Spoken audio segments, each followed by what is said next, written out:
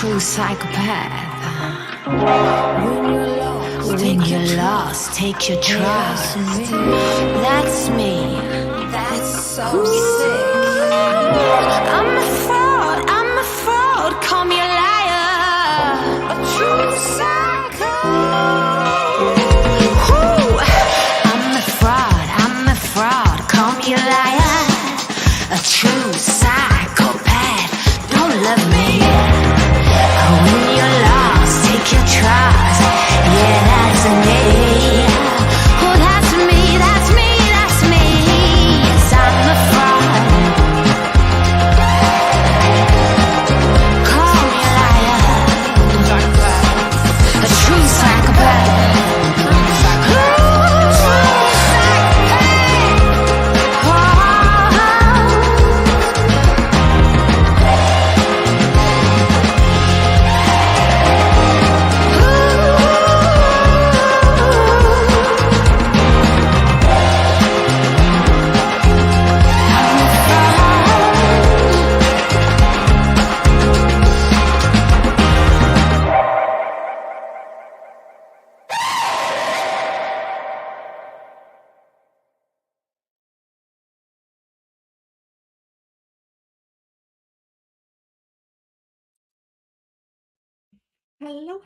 Hello, everybody. Happy Thursday. Sorry that I did not go live last night. However, I posted a video to the members. If you guys would do me a favor and go check that out and tell me what you think. So far, all of the feedback that I have gotten has been really good, and I appreciate that so much. I can take constructive criticism, though, too, if you guys, because I need to hear it, and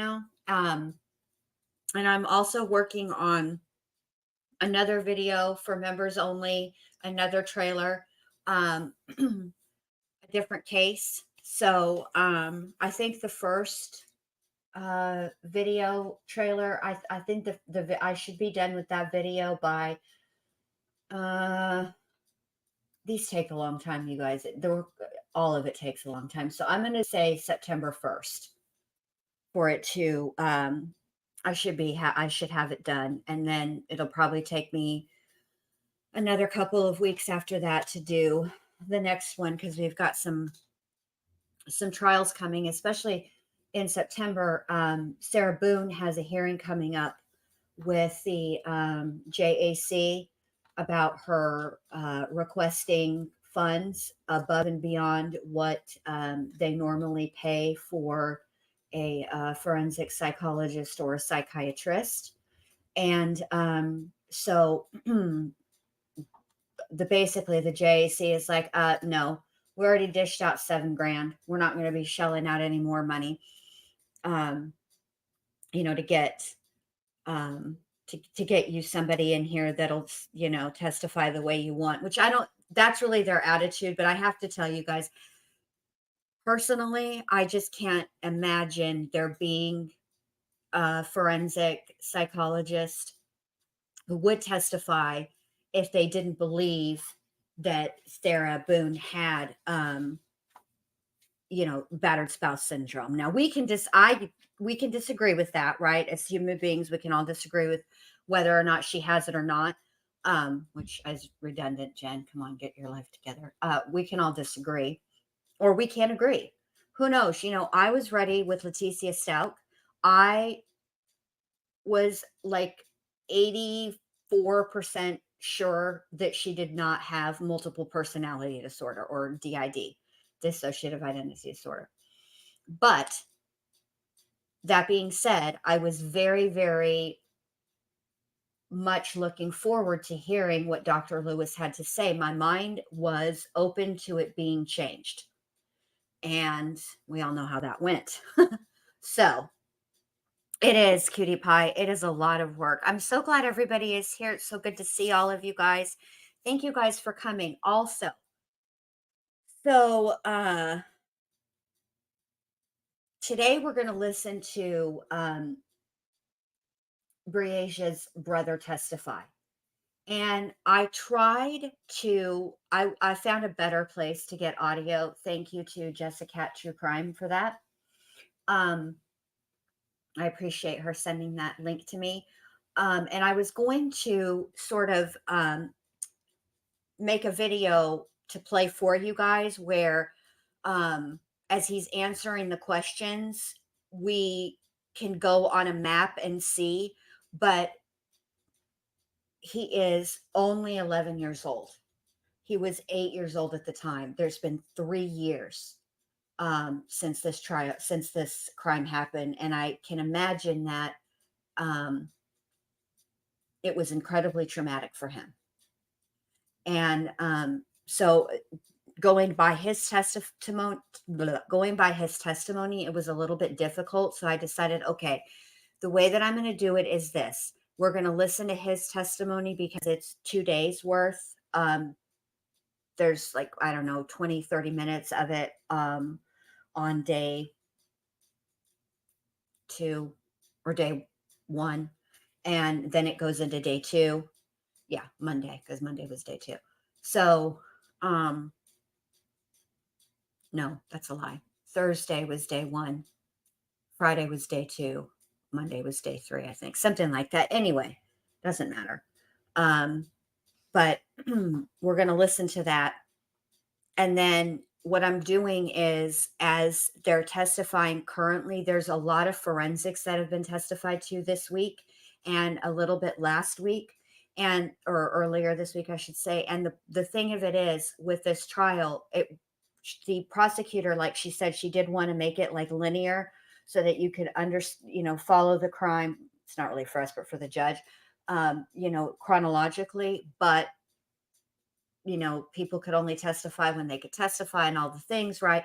So what I thought I would do is put the um, testimony from the forensics in an easier way to understand, because it's very, very dry. And I will tell you guys that, like, I've been watching it every single day, and the first, I don't know, 20 minutes of them being on the stand, all of the forensic people that have testified, is them explaining their process, and it's a lot of that before they actually get into the evidence. And so I want to put it together in a way, and I'm really trying to understand and put it in a visual way, the timeline of the events. I think I've almost got the timeline pretty much down, okay?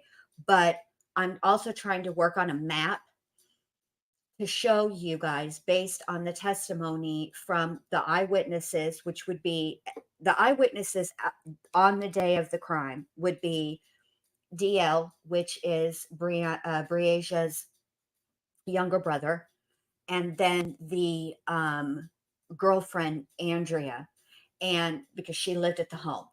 And when I was listening to her testimony, I guess I misunderstood, based on the way that the prosecutor presented the evidence in her opening. I thought that the waking up and looking out the window and everything, I thought that happened a little bit differently. Um, like there was a long time between her looking out the window and then there being a confrontation. So what actually happened is, they were sleeping, Henry and Andrea were sleeping on an air mattress in the living room, okay? And then she was awoken because she needed to go to the bathroom. So when she got up to go to the bathroom, she noticed that Henry was not there. But she had to go through the bedroom, which is where the kids were sleeping, in order to get to the bathroom. And that's when she noticed that Briasia was missing. So she went potty. She wasn't wearing her glasses. She puts her glasses on. And that's when she realizes that Briasia and Henry are not there. Okay. I was a little confused about that part of it, because I know, Corey, the chat has been super glitchy all over YouTube. I don't know what they're doing. If I know it is on the app, on the phone. It's been super glitchy for several weeks now. And I think, you know, they're working on something. I cannot remember where I heard this, so I'm not going to repeat it because I don't even know if it's true, and I can't even remember where I heard it anyway. So I don't even have anybody like I can say I heard it from and that they could take the blame. So I'm not even going to repeat it. But they must be, usually when this happens, it's because they're working on something. So I'll just, yeah.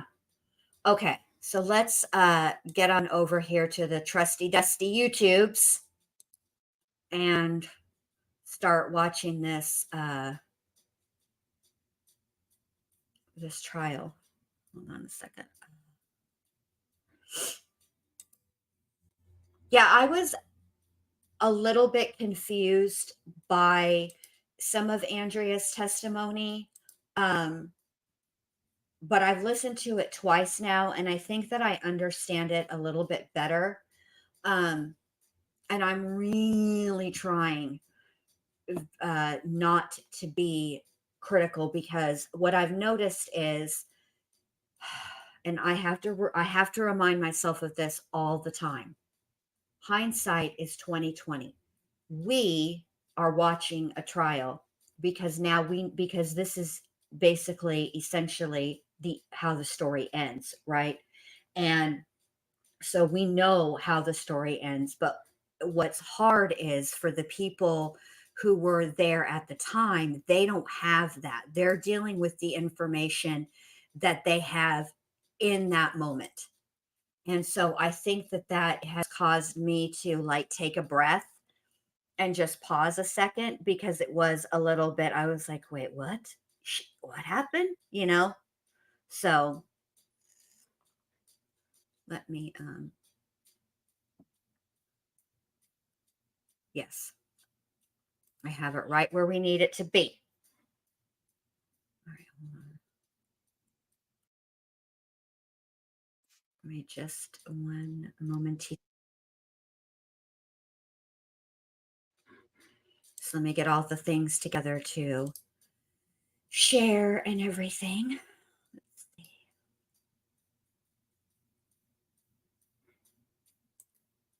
Oh, also, I've gotten emails from somebody who I asked them to email me.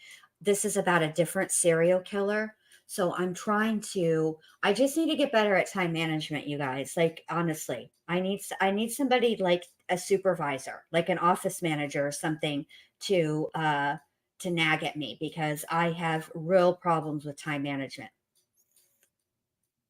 But yeah. Okay, here we go. Let me add this to the stream. Let's get started. We put closed captions on.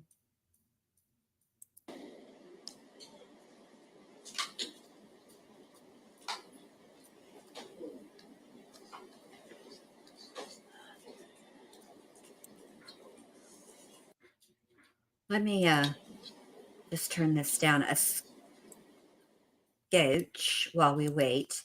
And this way I can highlight this question here. Let me pause this really quick, just in case it comes back. Okay. Hold on. I think I missed the first part of it. Oh, no, I didn't. Okay.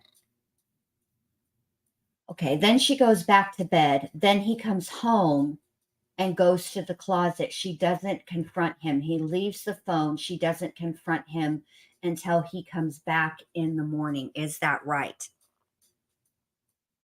No, she sat up all night and waited for him. See, she said that I guess what gave her comfort is when she didn't see Briasia, okay, and she went around the house looking for her, okay, and then he comes in the house and goes to the closet and gets something, and then he leaves again, and this time he takes the phone, or this time he's left his phone. She tried calling him. So she goes and looks out the window and Briasia is standing by the Impala. And then she sits up in the living room on the couch waiting for him to get there. And when he comes in, there is no time for any type of confrontation, because then he's getting DL out of the bed and he's saying, I got to go get the kids' stuff together. And that's when she makes him take the phone. When she makes him take the phone, this is the way I understood it. Hell, you're probably right, Crime Curious, and I probably have it all messed up. I don't know. Oh, have fun, Jamie. Have a good time. All right, here we go. But I understood it that she didn't go back to bed. Hold on. Yeah, she didn't. She sat up.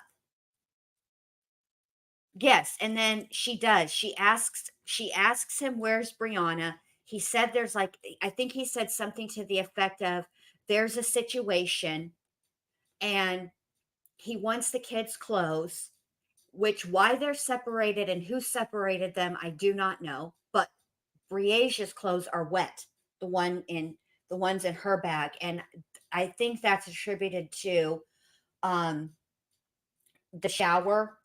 Maybe she splashed and didn't have the shower curtain. You know how showers can be, especially in apartments, because you can't really adjust it well. And so you might have a spray. And so, but nobody explains who separated the clothes. And also, that actually might explain, if her clothing were wet in that bag, that might explain why he gave the kids shirts. I don't know. That question has never. No. Okay. She was awake when he came in and got in the closet. Yes. And then he left again. And she went to the window. And that's when she looks out the window. And that's when she sees Briasia standing by the Impala. But the way that Briasia is standing, she can't see her face. It's from the side. She can only see a profile. So she doesn't know what's going on. Okay. And the other thing is that the Impala's windows were tinted. So she actually, this is what's weird about it to me too, or just a little, she didn't actually see Briasia in the car because the windows were tinted. She just assumed. So then when he comes back,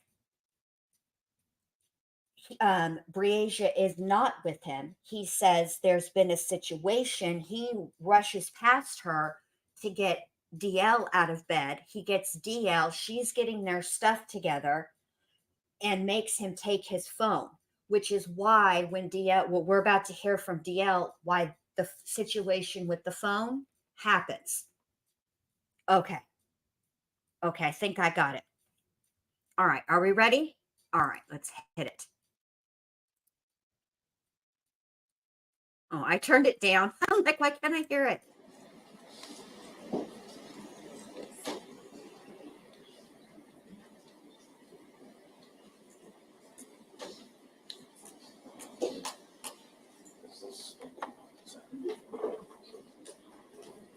Oh, let me unhighlight this.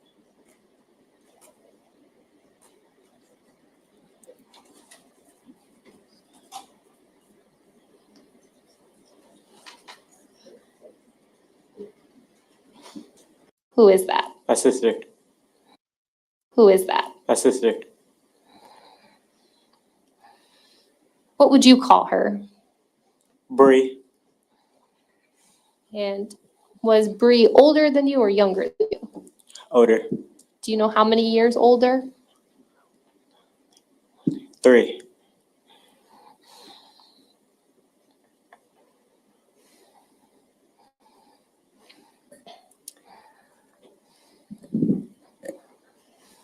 Now, I want to go back to the summer of 2020.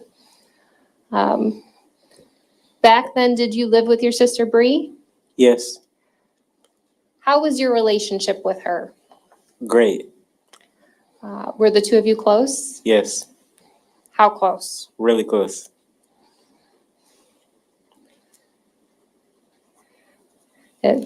Fair to say she's kind of like a second mom? Yeah, Did she look out for you? very much, yeah.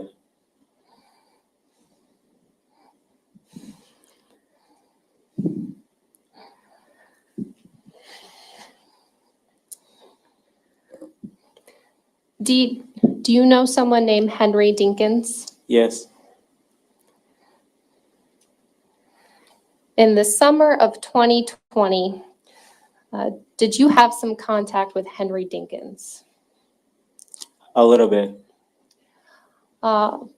At some point in that summer, did you go to a cookout and see Henry Dinkins there At the river. at the river? Yes,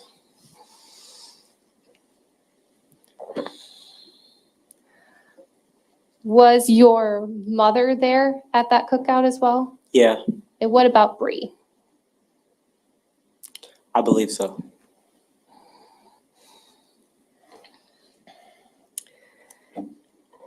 And did you see Henry then at the cookout as well? Yeah, Did you have some contact with him? yeah,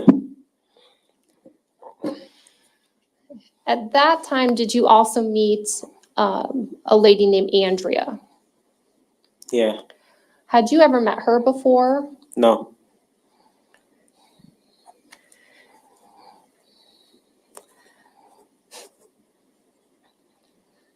Were you able to determine if Andrea knew Henry? I don't think so. Okay. At some point, did you come to believe that Andrea was Henry's friend or girlfriend? I thought she was his friend at first. Just his friend at first. Yeah, I thought so.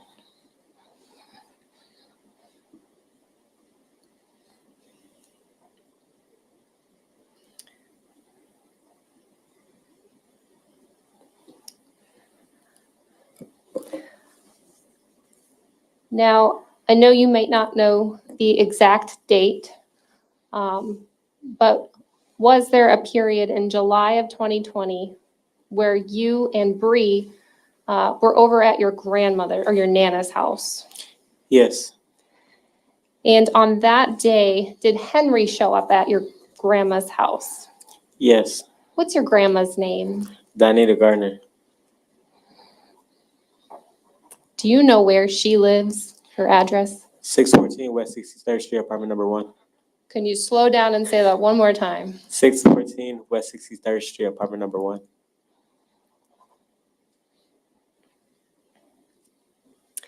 Now, on the day that Henry came over to your grandma's house, did you know he was going to come over that day? No,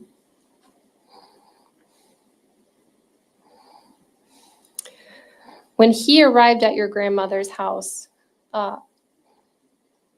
what happened? he came and got us, and we went to his house, and we was playing games.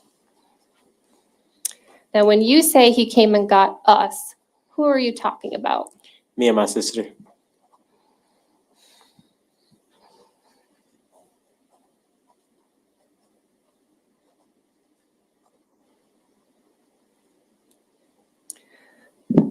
Now, when Henry was at your grandmother's house, at some point, did you learn you were going to be going with him that day? Yes, How did you feel about that? good. Were you excited about that? Yeah, To your knowledge, did Bree want to go with you to Henry's house? no, I asked You asked who? my grandma. You asked your grandma what? Can my sister come with me?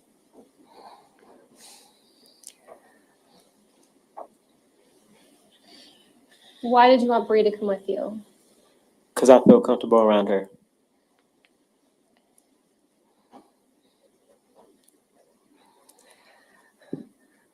Do you remember if your grandma was going to allow Bree to go with you? I think she had called my mom, if I'm correct.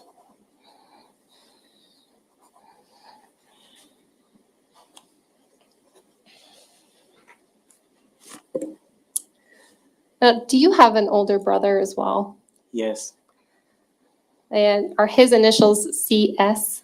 Yes. Was he over at your grandma's house that day? Yes. Did you want CS to come with you as well? I did. Did you also ask your grandma if CS could come? Yeah.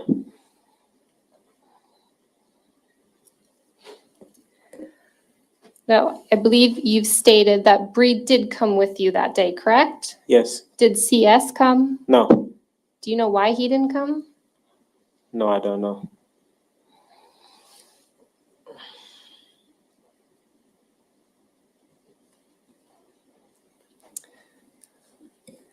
When you and Bree left with Henry, did you guys have any clothing or bags or anything with you? Not at that moment.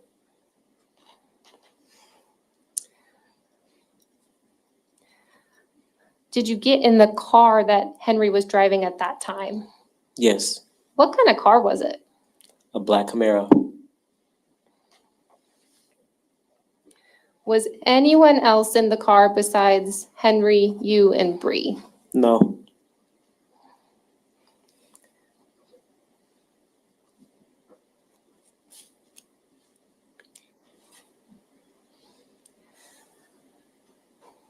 After you left your grandma's house, where did the three of you go? To his house. When you say his house, who are you talking about? Henry and Andrea. Now I want to back up for a second. Do you recall going to someone else's house and playing video games?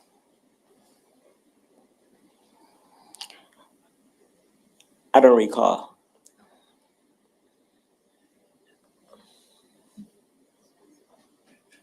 Have you heard the name Vincent Howard before? It sounds familiar. Little Vince? I don't think so.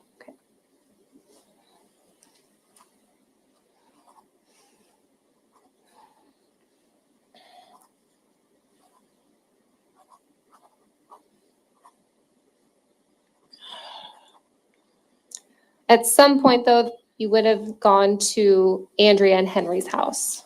Yes. We're calling it a house. What type of building was it? It was an apartment.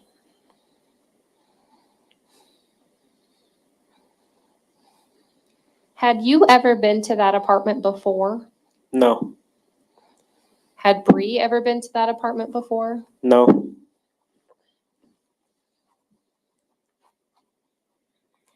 Once you got to the apartment, what did you do?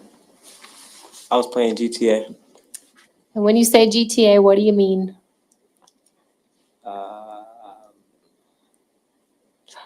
I was playing video games. Does GTA mean Grand Theft Auto? Yep.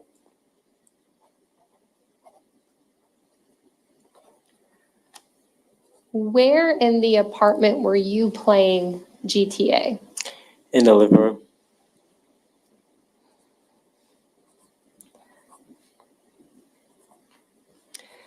While you were in the living room, where was Bree? In the back room.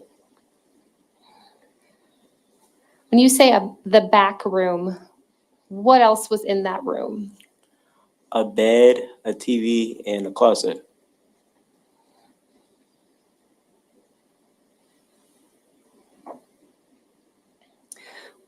In that apartment, was there only one separate room that had a bed in it?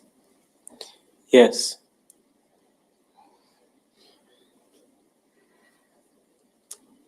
What was Bree doing in the back room? Playing some type of card game. Did you say car? Yeah. Was it a type of video game? Yes.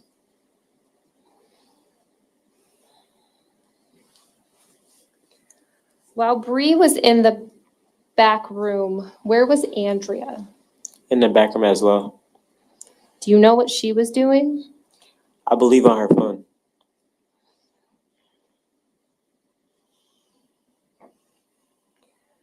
Where was Henry when Bree was in the back room? In the back room as well.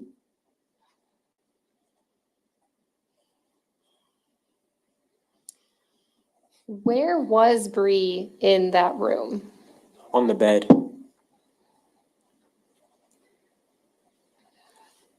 And where was Andrea in that room? On the bed. And where was Henry? On the bed. And where were you again? In the living room.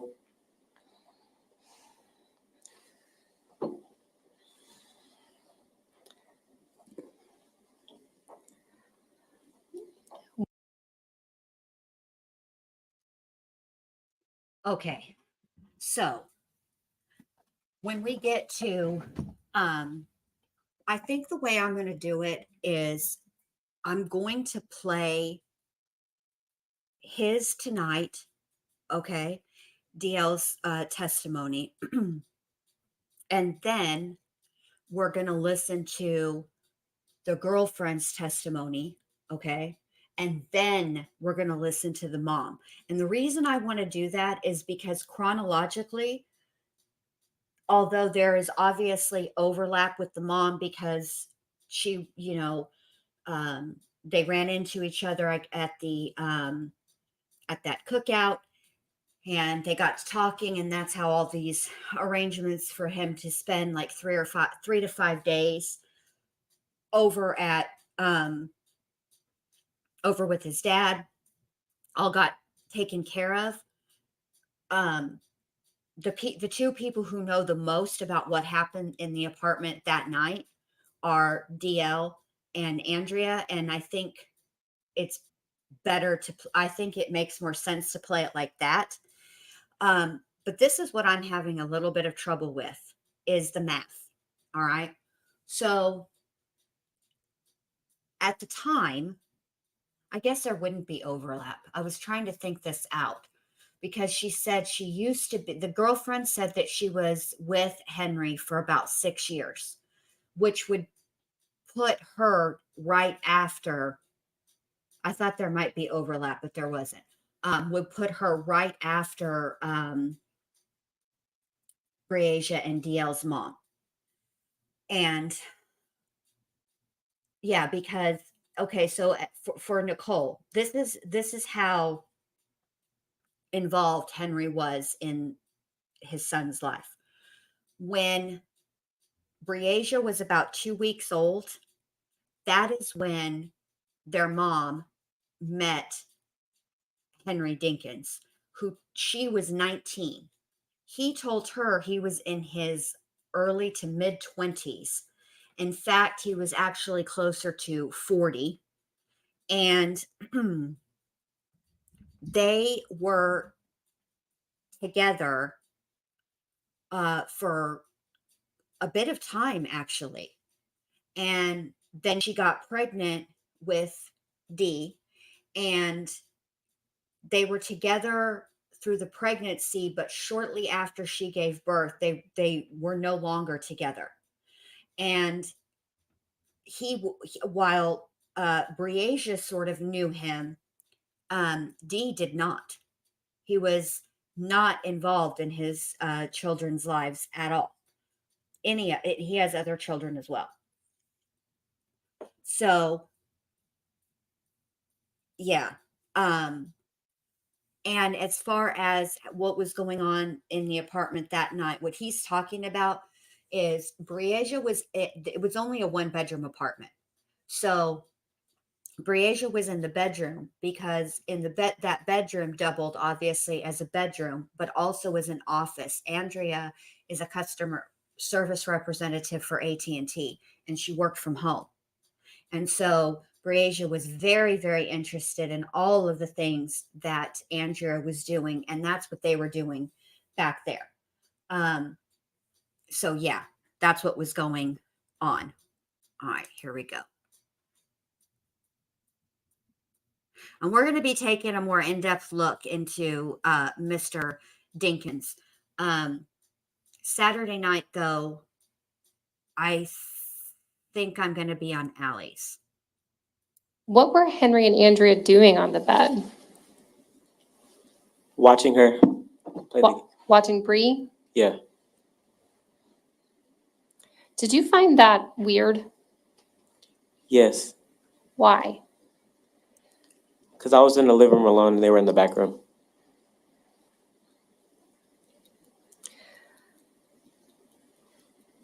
And also probably You thought it because was he weird was that there. they were leaving you alone. Yes, Also probably because of the fact that he was supposed to be spending time with his dad. And clearly that's not what was happening.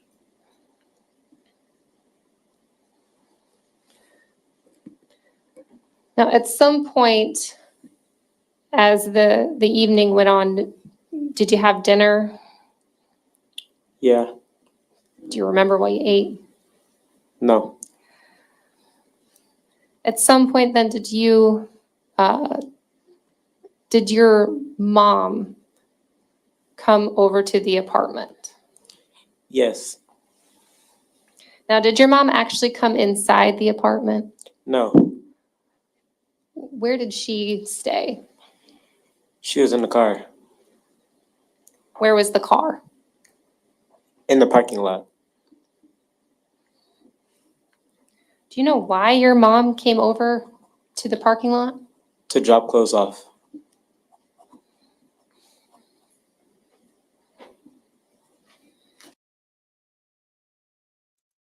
Okay, I have to tell you about this part too, because this confused me.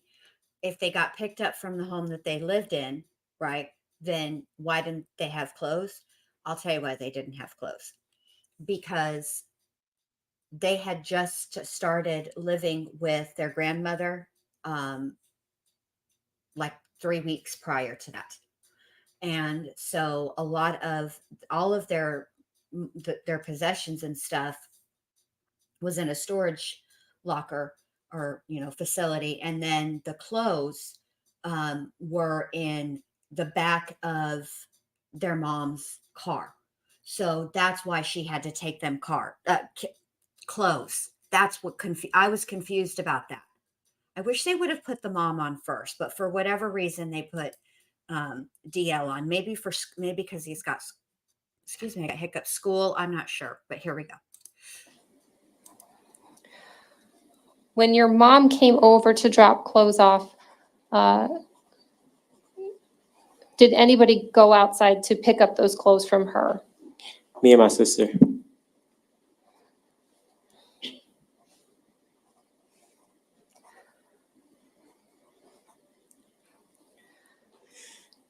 So what happened when you met with your mom? We grabbed the clothes and then we went back inside after we got done playing with the dog. That was my next question. Was your mom alone? Yes, Did she have a pet with her? yes, you did. Was it your pet dog? Yep,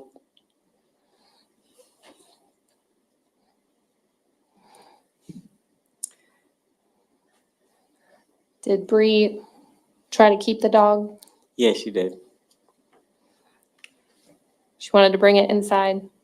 Yes, Did your mom allow that to happen? no. Where was Henry when your mom dropped off those bags of clothing? He was outside or he was inside? Can you say that again? He was outside or inside?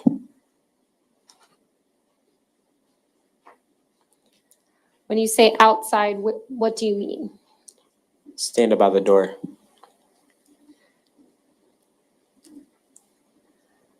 So he was either inside the apartment or outside of the apartment somewhere. Yes, Where was Andrea when your mom dropped off the clothes? inside.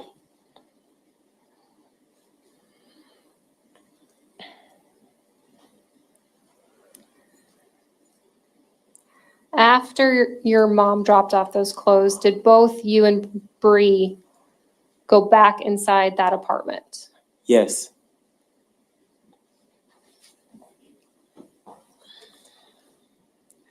What did the two of you do after you both went back inside the apartment? we finished playing our games. And did you go back to the same spots you had been at earlier? Yes. And where were Henry and Andrea at those points? Still in the back room.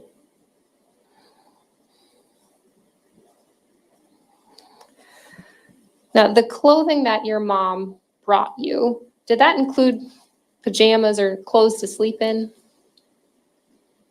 Yes.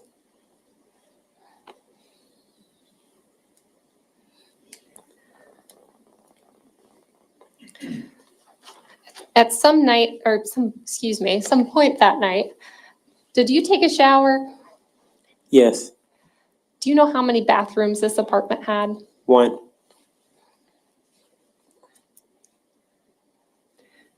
Did Bree also take a shower? Yes. Did the two of you shower separately? Yes.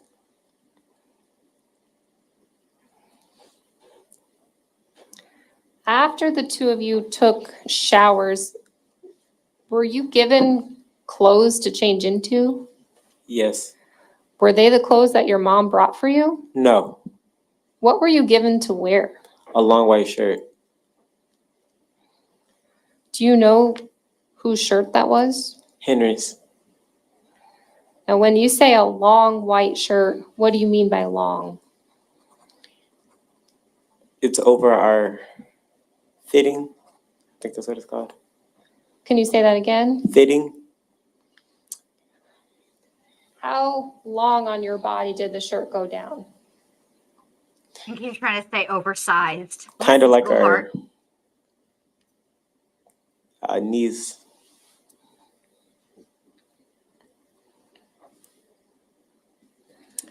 Did you think that was weird? Yes. Why? Because it wasn't our clothes that my mom brought us.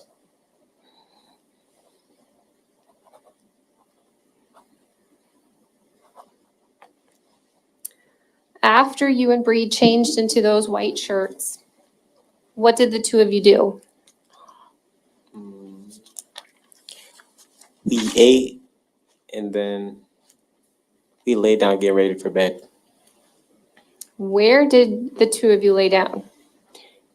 In the back room, in the bed. Did you lay down at the same time? Yes. When the two of you laid down to get ready for bed, where was Henry? In the living room.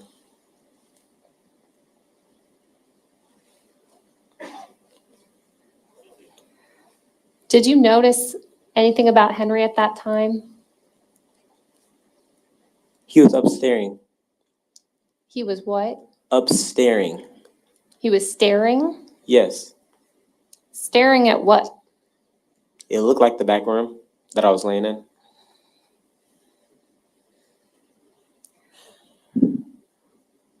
Where was Henry when you saw him staring? In the living room.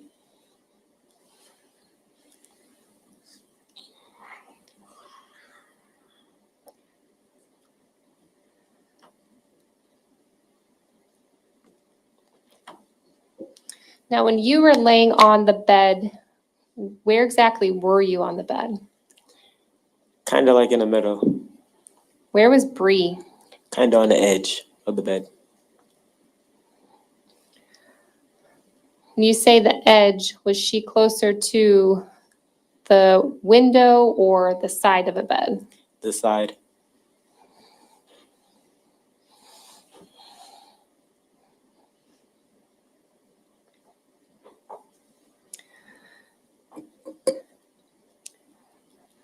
Earlier, you said there was only one bedroom in this apartment. Is that fair? Yes.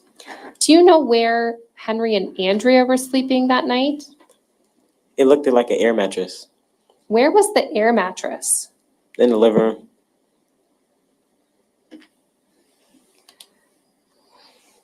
Did you ever see Henry or Andrea actually lay down on the air mattress?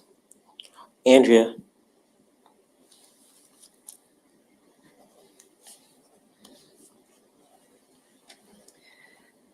And when you saw Andrea lay on the air mattress, where were you? Still laying down. in the bedroom. Yep. And where was Henry at that time? Still sitting up.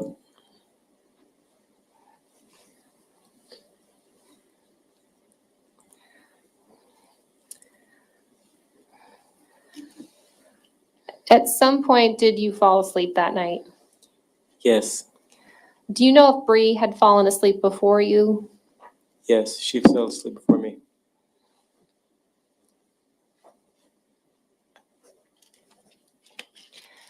Dee, are you a heavy sleeper? Not too much. What about Bree? Just a little bit.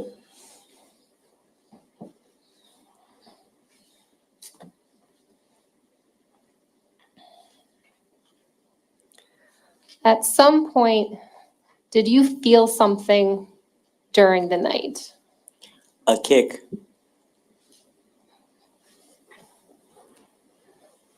Do you know where that kick came from? My sister.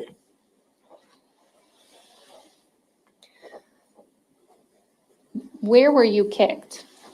On my leg. How would you describe that kick? It was like a hard kick.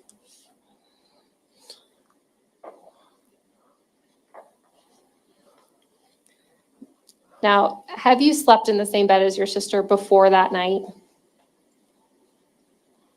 Before we went to his house? Yes. Yes. Had she ever kicked you before while you were sleeping? No.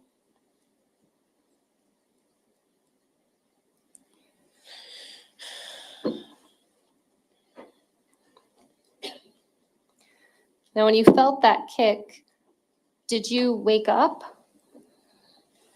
I woke up just a little bit.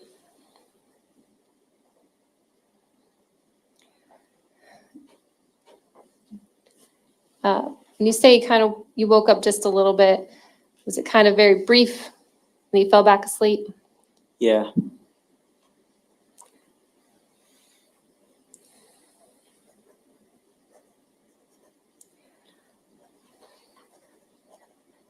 At some point then, did you wake up again in the middle of the night? Yes. When you woke up the second time, what did you notice? That she was gone. When you say she, who are you talking about? My sister.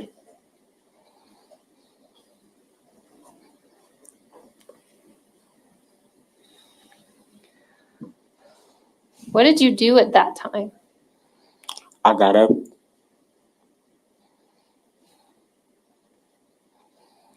Why'd you get up? Because she was gone out the bed. What did you start doing? I looked around the house. Was anybody else awake when you got up and started looking around the house? Andrea.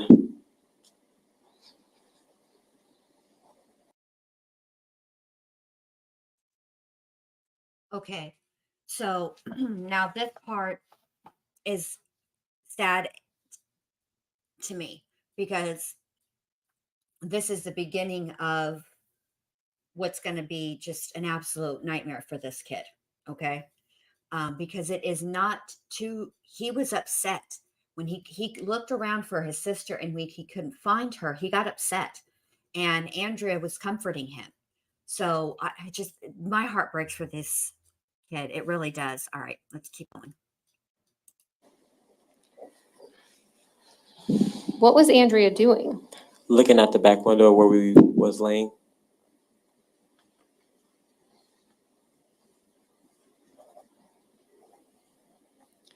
Where was Henry? He wasn't there.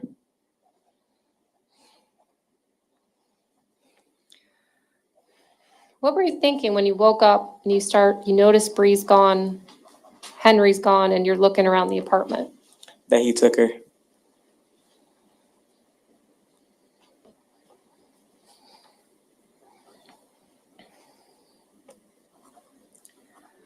Now, when you said Andrea was looking out the back window, what room was she in? The back room. Where the bed was? Yes.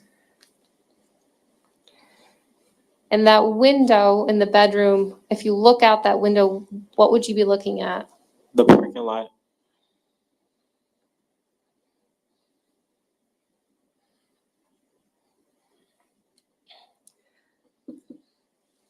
So when you're looking around the apartment, you don't see Bree. What do you do? I asked Andrea where she was. Were you given an answer? She said she didn't know.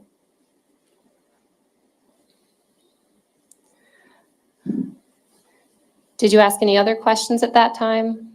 No.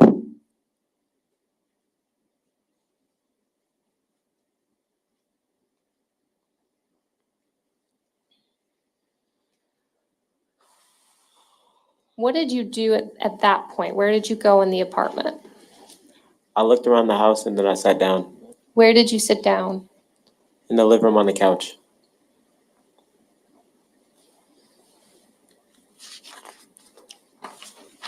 Do you have any idea what time of day it was at that point? I think it was morning Why do you think it was morning? because it was a little bit daylight. So it's starting to get light out? Yes.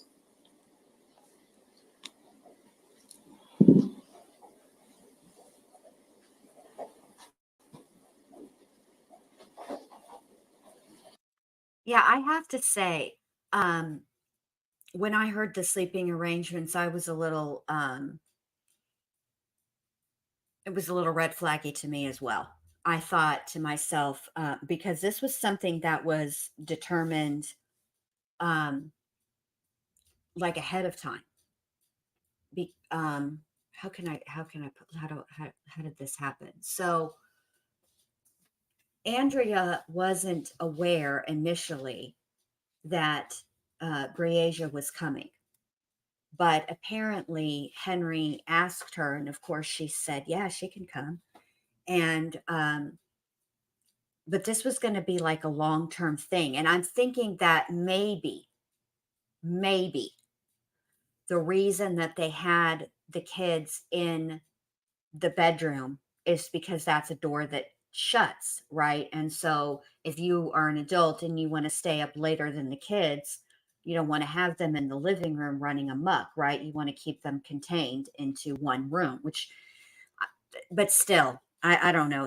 Obviously, something wasn't right. Dee, did you have a cell phone? No.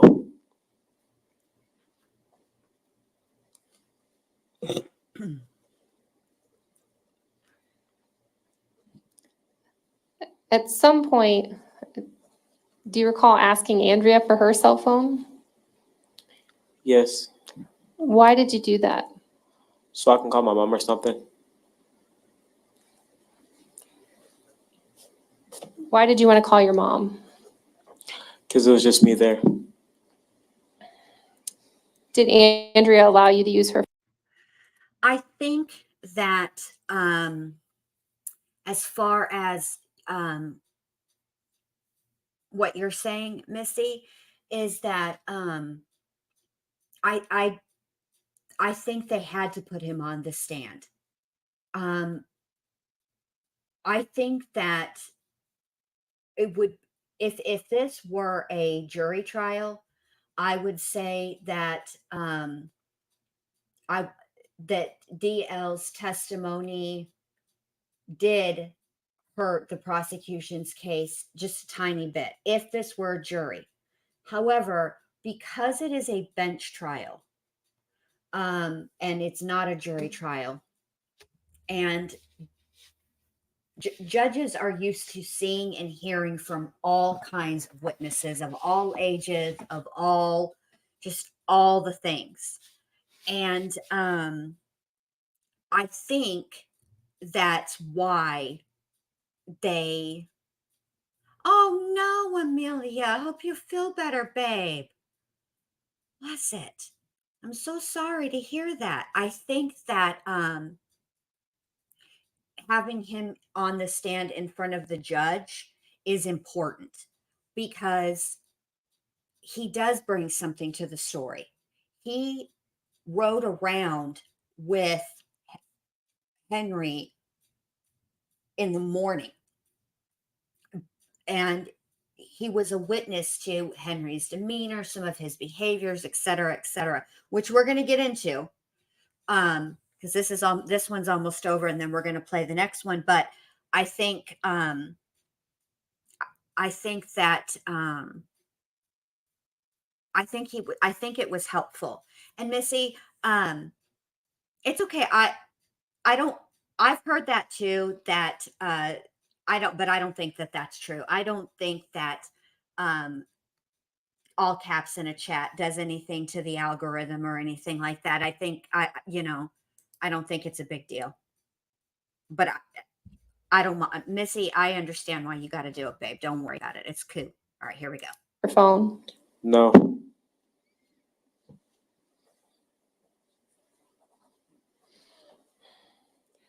At some point, did Henry come back to that apartment?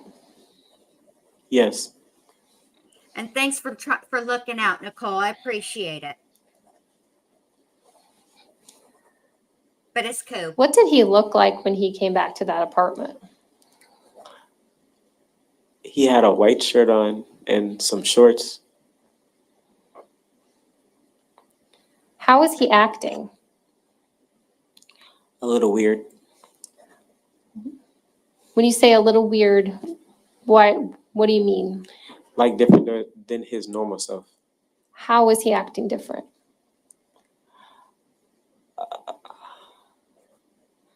It was.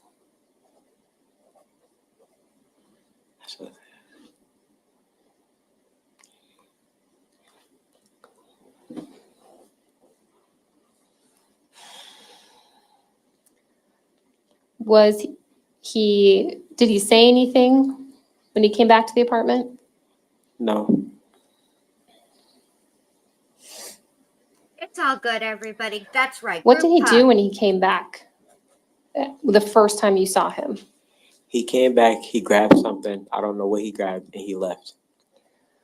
So where did he go in the apartment? To the back room. And again, is that the room with the bed? We Yes. have a great chat. Did you see where he You guys are went all in great. the back room? It looked like the closet. Do you remember which closet? The closet in the back room with the bed. Do you know how many closets are in that room? 1 or 2. So it looked like he went to one of the closets, Yes. and he appeared to have grabbed something. Yes. Do you know what that was? No. Did you see any talking between Henry and Andrea at that time? No. When he came back to the apartment, that first time you saw him, did you see Bree with him? No. I don't know who did the Nightbot because it wasn't me. I'm kind of After he freaked grabbed out. something out of the closet, what did he do? He left. Right after he left, what did Andrea do? She was still looking out the back window. And again, that would be the window that looks in the parking lot. Yes. See, and this is where it gets confusing, okay? Because technically, he left twice, okay? The first time Henry leaves, he leaves with Briasia, and he must have forgotten something because that's when he comes back.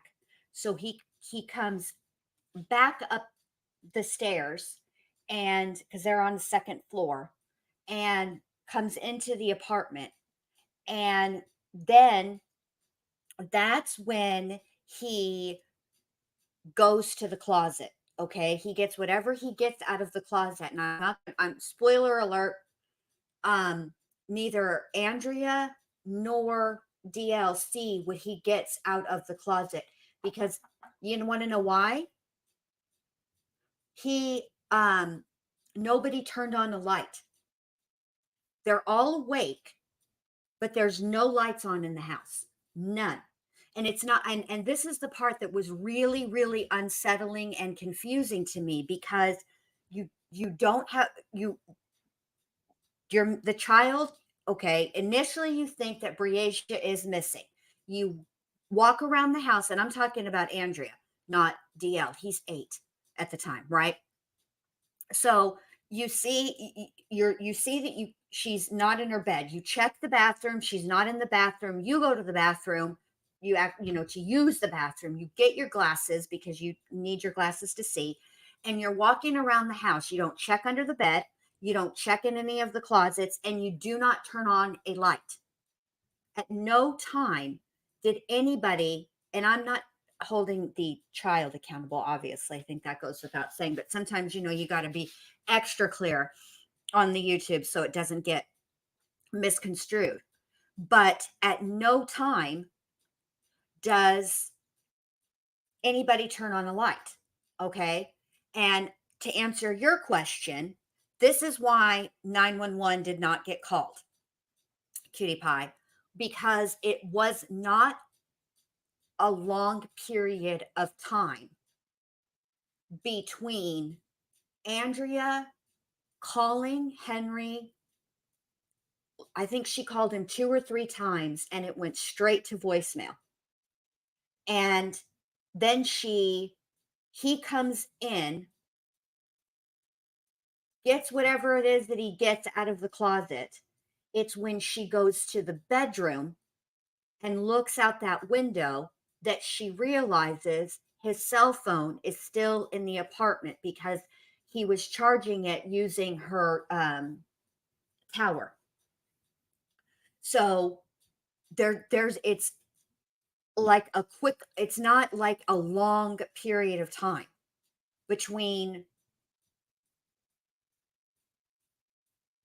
Andrea figuring out that Breasia was gone, right, and looking for her, and Henry coming back up the stairs.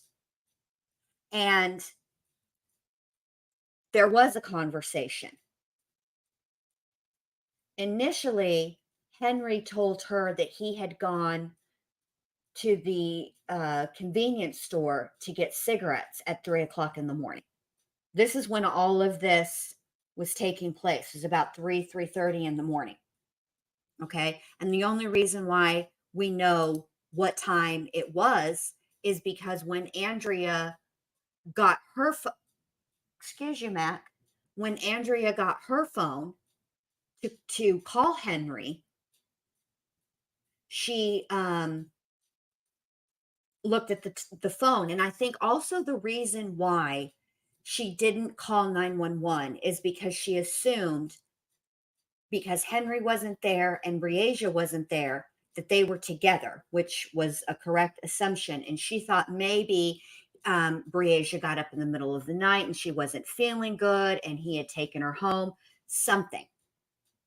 But we're going to finish listening to DL, and then we're going to, and then tomorrow night, we're going to hear from Andrea herself. And I'm going to try to put, tomorrow, I'm going to work on putting this timeline together better, in a more cohesive way, based on what DL is testifying to, Andrea testifies to, and the mom testifies to.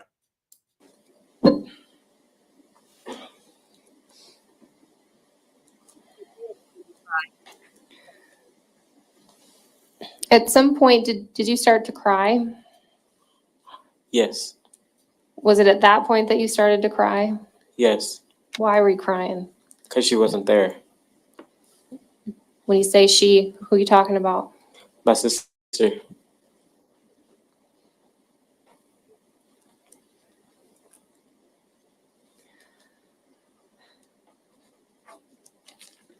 At some point, does Henry come back a second time? Yes. What does he look like the second time he comes back? The same. He appears to be wearing the same clothes. Yes. Is he still acting a little weird? Not anymore.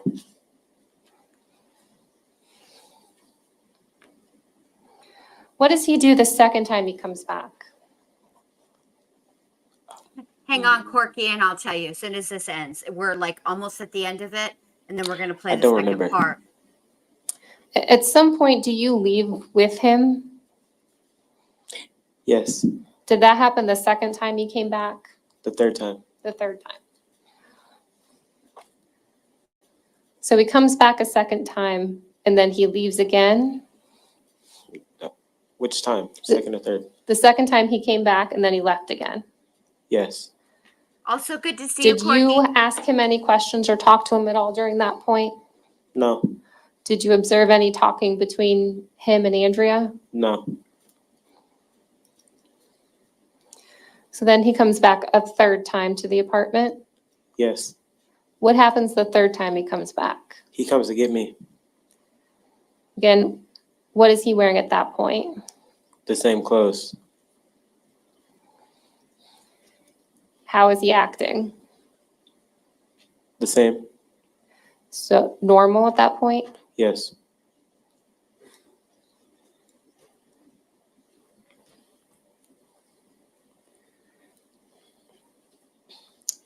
When the two of you left, did he grab the bags of clothing that your mom had dropped off? Yes. Where did he put those? In the car. Which car?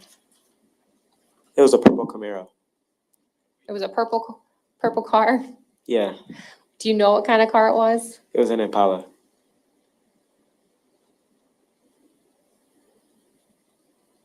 I'm unsettled by the way he's watching him. It's giving me the creeps, but whew,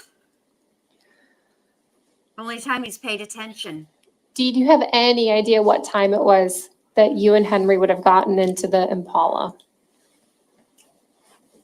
Morning.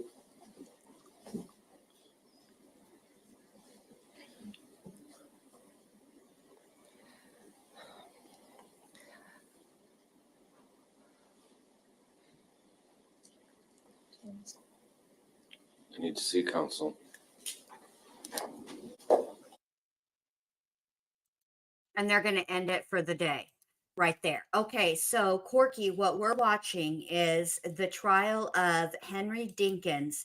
He is accused of murdering 10-year-old Breasia Terrell back in July of 2020, although her remains, bless her sweet little heart, were not recovered until March of 2021.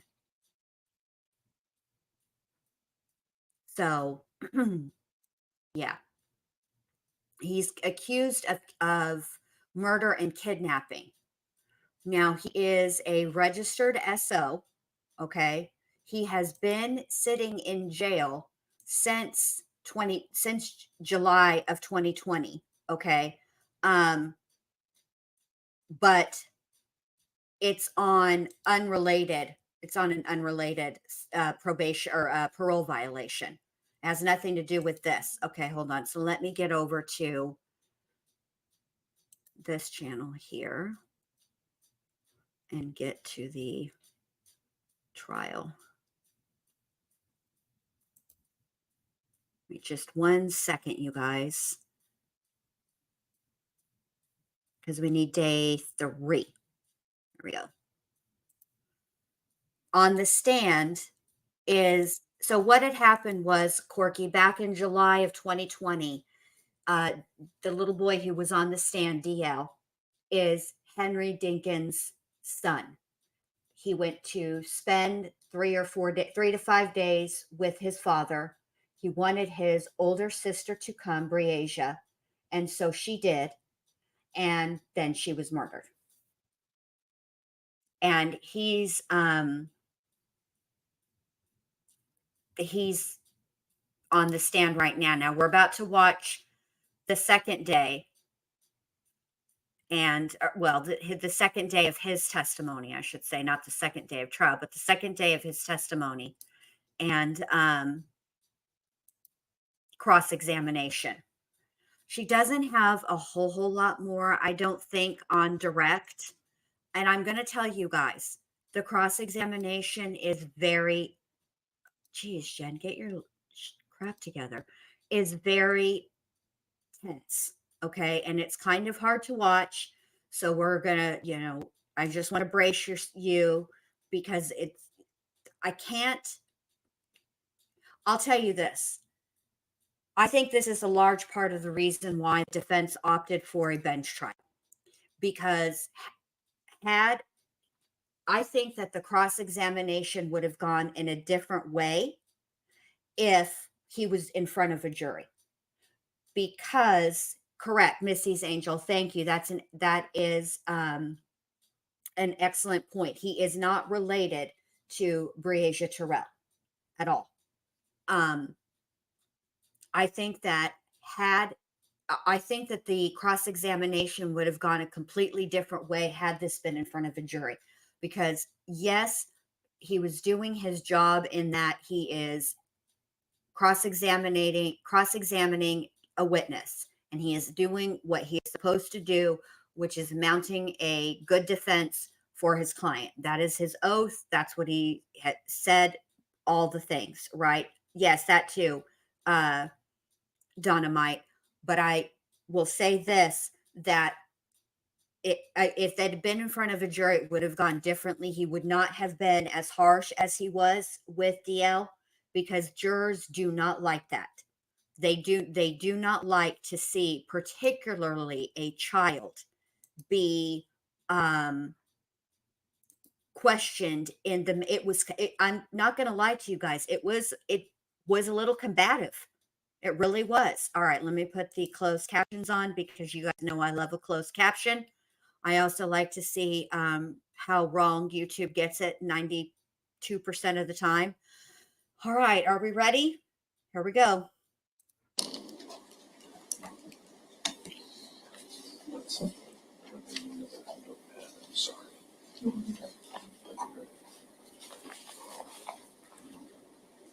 Also, Corky, I forgot to tell you, this happened in Davenport, Iowa. Good morning. If you'd raise your right hand again. All right, here we go. Oh, I didn't mean to push pause. That's right. Mute. You're good. You're good. Oh my God. Do you swear to tell the truth, the whole truth, nothing but the truth? I swear. All right. Please have a seat. All right, good morning.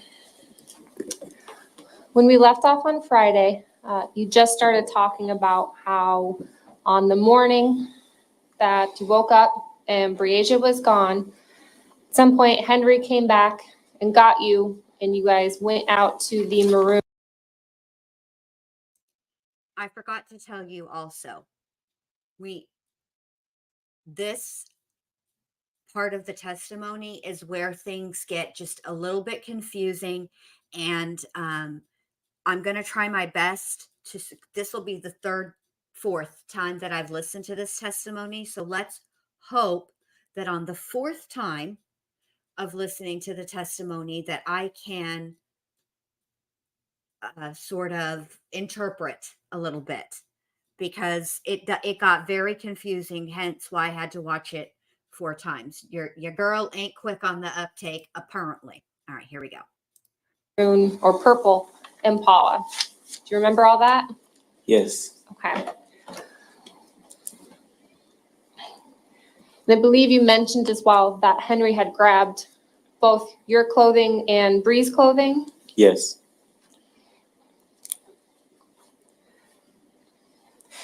Once you got into that vehicle, what did the two of you start doing? We was just driving. That was the only thing. You were driving? Yep. Did you drive somewhere specifically? It says Guy House that I forgot. I forgot his name. But Okay. You went to a guy's house? yes. That's new. That's new. Do you know how long you were at the guy's house? A couple minutes or Now, when you got to that guy's house, did you stay in the car or get out of the car? I was out the car. Could you say that again? I was out the car You were out of the car? in the house. You went inside the house? Yes. What did Henry do? think he was outside drinking, if I'm correct.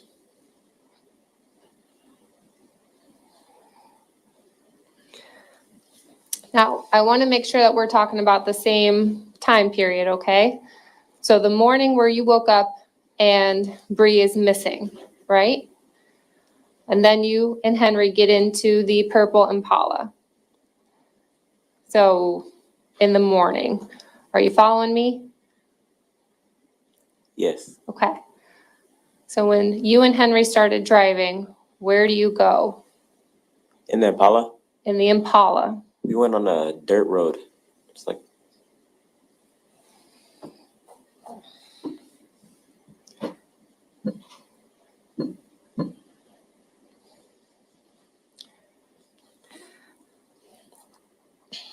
So when you got into the Impala and you started driving, was the dirt road the first place that you went? yeah.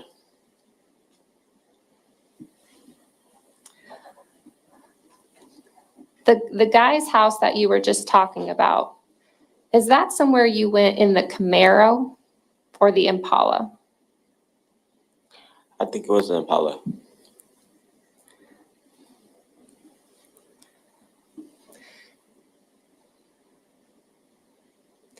So again, talking about the morning where you woke up and Bree was gone, you get in the Impala and you drive to a dirt road. Do you have any idea how long it took you to get to that dirt road? Well, I was asleep. You fell asleep? Did it feel like a long time? A really long time, yeah. A really long time? Yeah.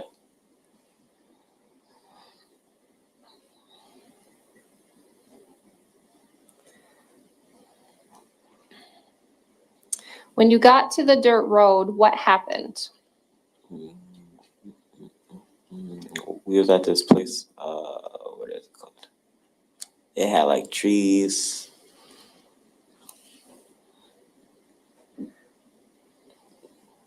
Did the vehicle stop? Yeah.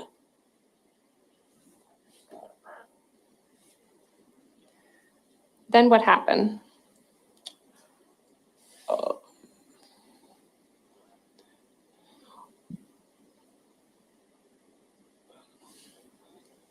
And then we left.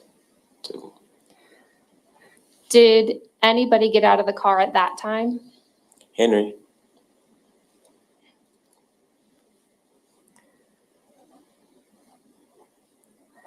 When Henry got out of the car, what did you see him do? pour bleach. You saw him pour bleach. Yeah.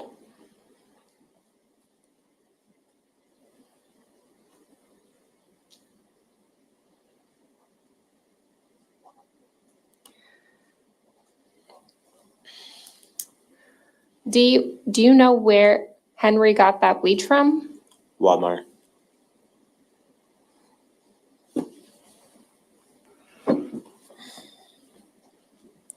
When were you with him when he was at Walmart?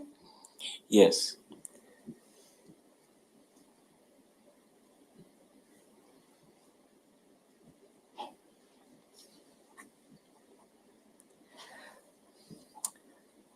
When the two of you left Andrea's apartment that morning, at some point, did you go to Walmart?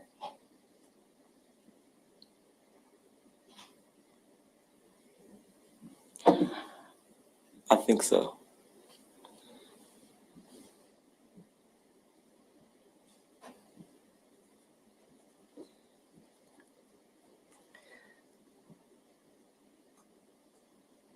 Did it take a long time to get to Walmart? Just a little bit.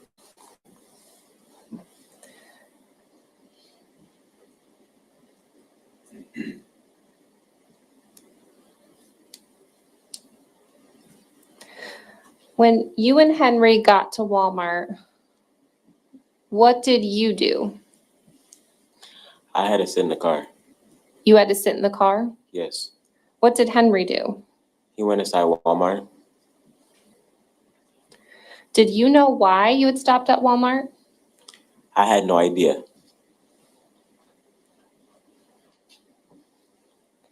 Dee, while you were sitting in the car, what did you do?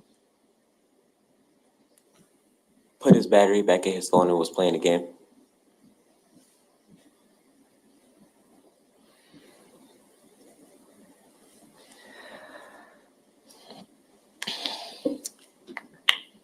So at some point you had seen Henry's phone in the car.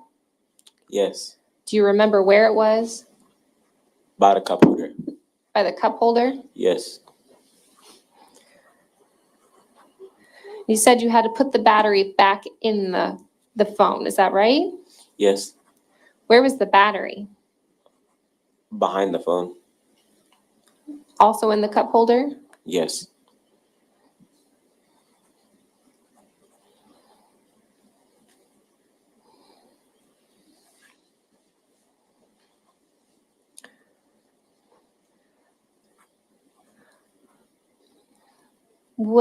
Do you remember what game you were playing? No. Just a game on his phone? You said, is it on his phone? A game on Henry's phone? Yes.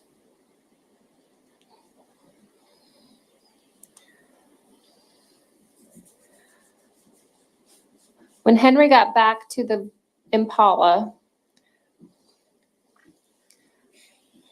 did he have anything with him? Bleach. What did he do with the bleach? He put it in the trunk. Then what did he do? And then we left.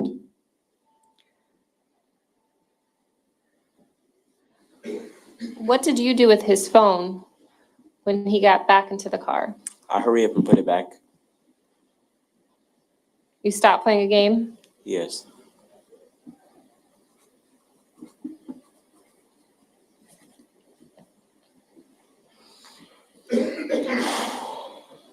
Now, you mentioned this dirt road.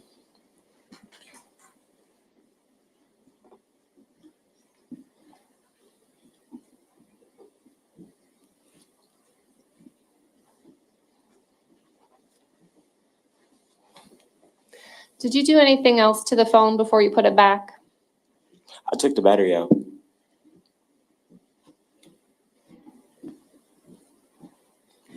And why did you do that? Because I didn't want to get in trouble. Trouble for what? Putting the battery back in his phone.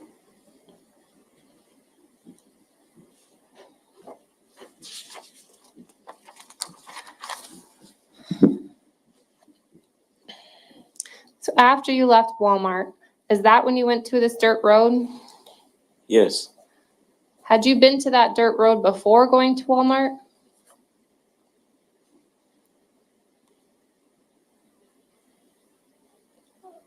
Can you repeat that? How many times did you go to the dirt road? Once. And was that before or after you went to Walmart? After we went to Walmart.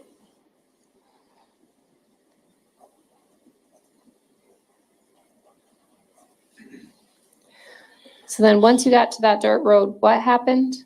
He poured the bleach and then we left.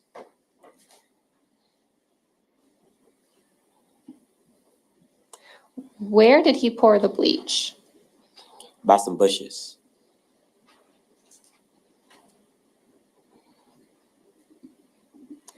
And where were you when this was happening? In the car.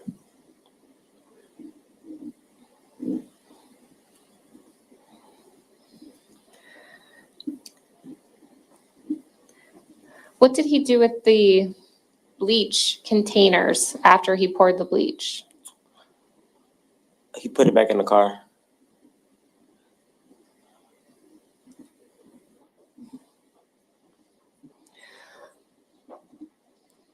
Once he put the bleach back in the car, what did he do? He left. Did he get back in the car? Yes.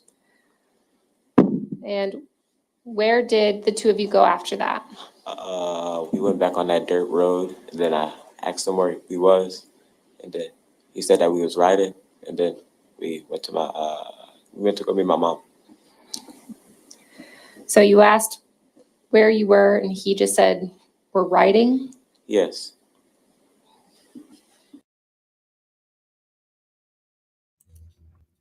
I almost did it again. I almost forgot to unmute. Almost.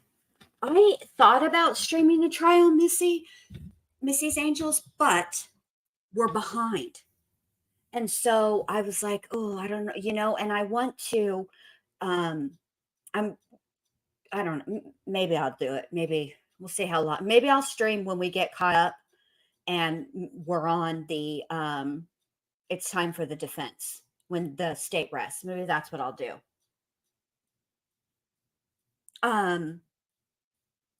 Were you, Missy? Oh, that makes me sad that happened. Okay, so here's the things that make you look suspicious. So Andrea insists that he takes the phone, okay? But what does he do with the phone? Well, he takes the battery out.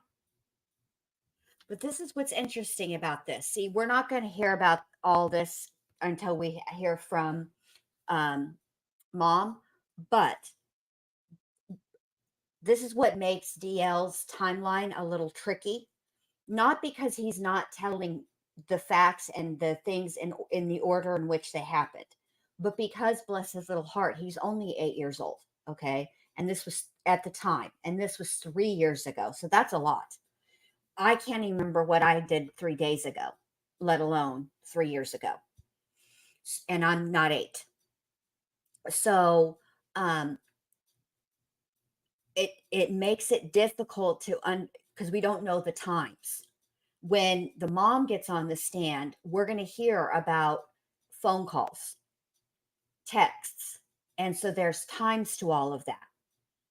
And I feel like because there was it going back, when it gets to the mom's part, I feel like at some point, like there was a couple of hours maybe, or an hour and a half, maybe an hour, where he had the battery out of his phone, and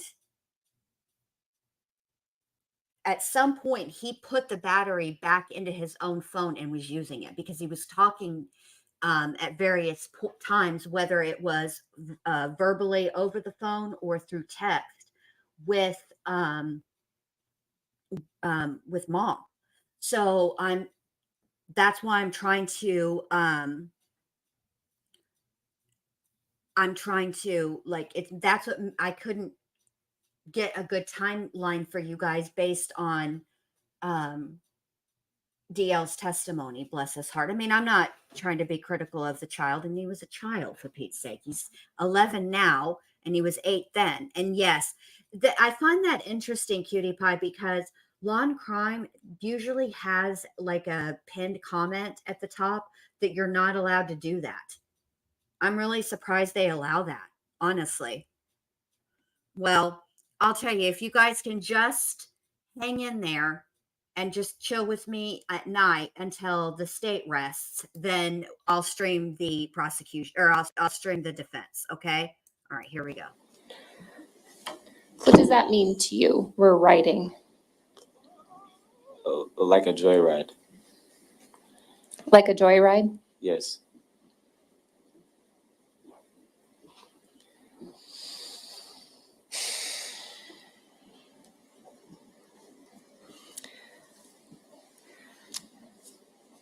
Now, after you left that dirt road, at some point, were the two of you back in Davenport? Yes.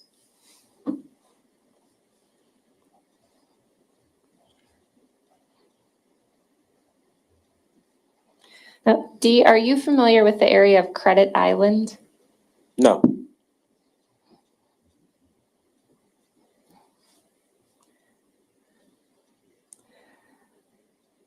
The morning you were driving around with Henry, at some point, did you go to some area by water? I don't recall.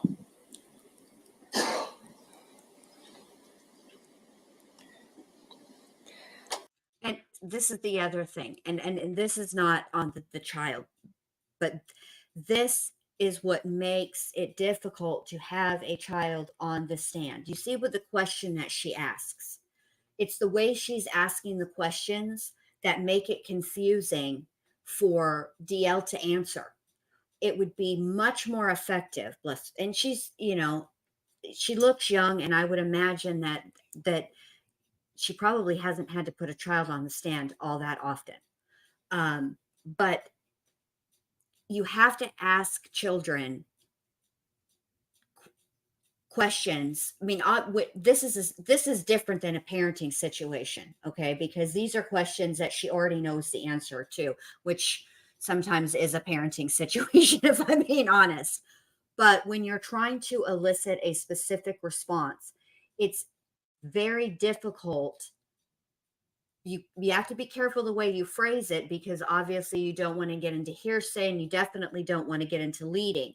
However, if you are too open-ended, when you say to an 11-year-old who was 8 at the time, at some point during the day, see this, then you're going to get all of you're going to get him all askew on the, how do you say the word? The chronology of the events. And that is what makes it difficult for people to follow. Now, I think the judge is keeping up pretty well, but I will tell you, if this were a jury trial, the jury would be having trouble at this point. At some point, did you go to Henry's RV? Yes.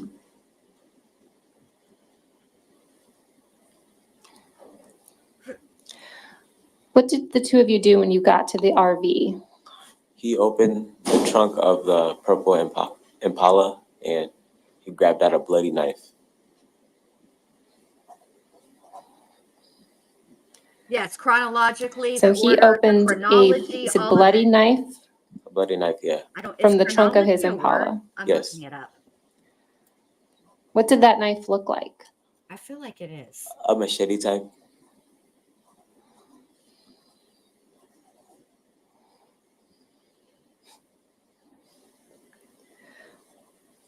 What did he do with the knife once he grabbed it?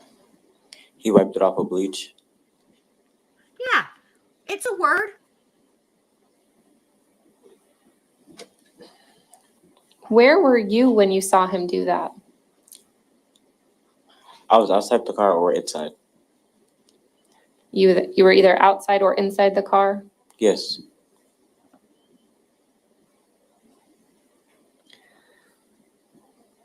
After Henry wiped off the knife with the bleach, what did he do with the knife?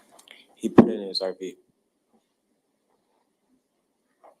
See, I'm thinking, you guys, that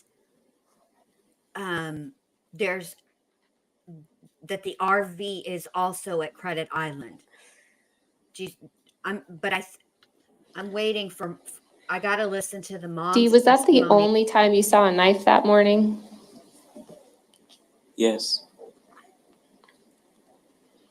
And the forensics. You said he put the knife in his RV? Yes. Because there was some forensic testimony before. How did you know that's where he put the knife? I saw him put it in there. Where were you when you saw him put the knife in the RV? I'm glad you love In it, the car. Misty. I really am, because I'm not for everybody. Were you able to see into the RV from the car? No. Then how did you know that's where he put the knife? Because he walked in there with it and he came back out with nothing.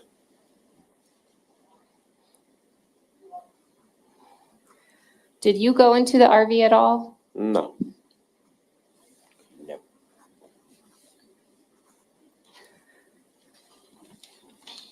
All the time. Dee, at some point, did you see Henry with a fishing pole that morning?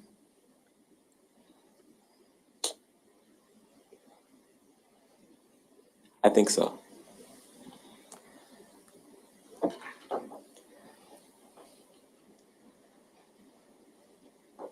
Do you know where you were when you saw him with the fishing pole? Aw, In the car. thank you. You guys are so sweet. Thank you, cutie pie. Was Henry inside of the car with the fishing pole?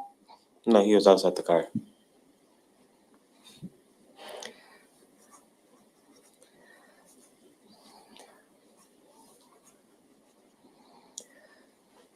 When you saw Henry with the fishing pole and he was outside of the car, were you still at the RV? No, Do you know where you were? it was by water.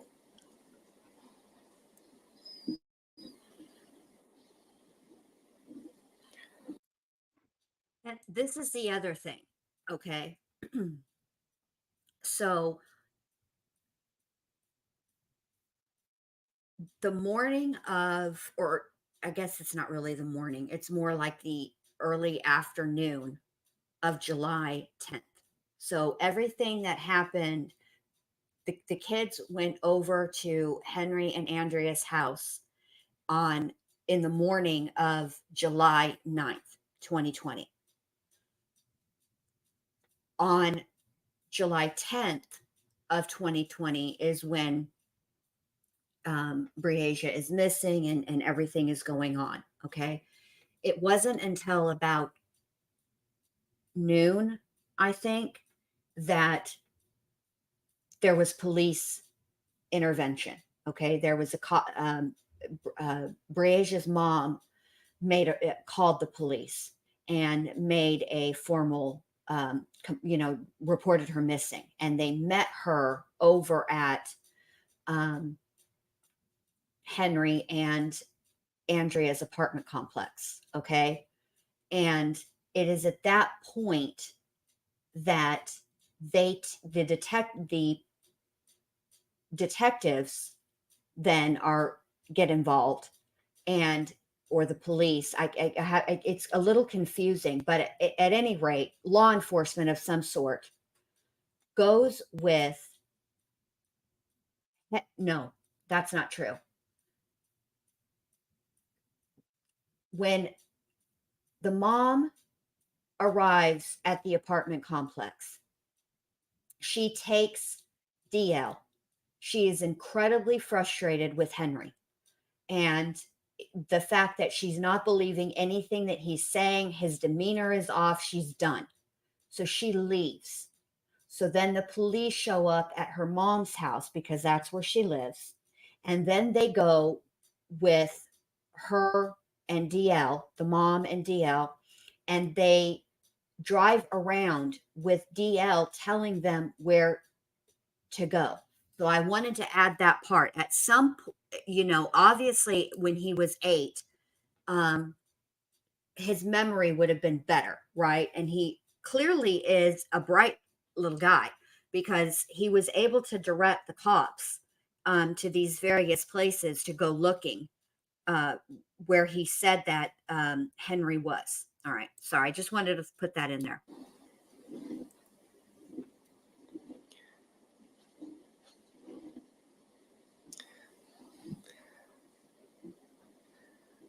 What did you see Henry do with the fishing pole when he was outside of the car? Somewhat fishing. He was somewhat fishing? Yeah, What do you mean by that? he was half fishing.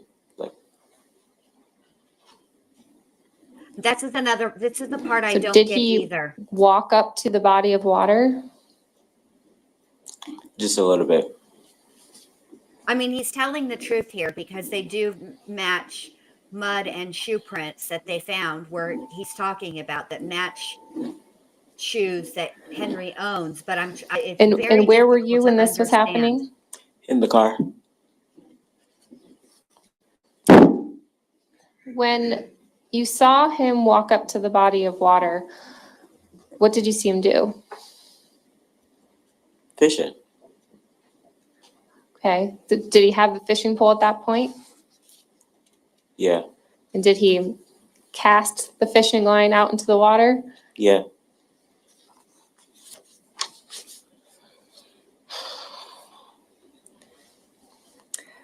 While you were by this body of water, was there ever a point in time where you could not see Henry? No.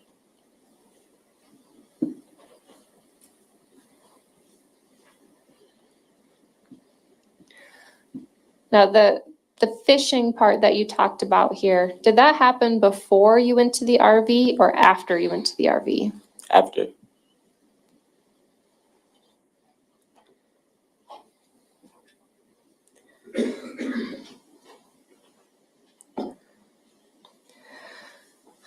That's interesting you say that, Missy, because Now, you mentioned that at some hold on. That's interesting that you say that because while I was sitting here and I was pondering what I had just said and what I had just heard, I also remember that there was a witness that helped get the Impala out of the mud. And I actually think, do I think that Henry was fishing? No, I think he was probably doing something else, but he was definitely at that body of water. And hell, he may have even thrown a fishing. I think he was trying to cover his tracks. I think he was trying to have a reason to have mud on the Impala and the grass under the on the undercarriage of the Impala, etc., and on his shoes. I think that's what he was doing, but I can't. You can't ascertain that from DL's um, testimony. I mean, bless his little heart. But I do think that's what he's doing. I think he did go out there. I think he did cast the line. I do think he did. I think he was covering his tracks, honestly. But it also, even still, makes zero sense because of the fact that Briasia is missing. point you met up with your mom that morning. Is that right? Yeah.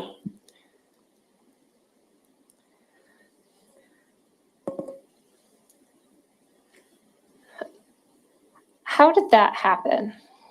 She saw him in traffic.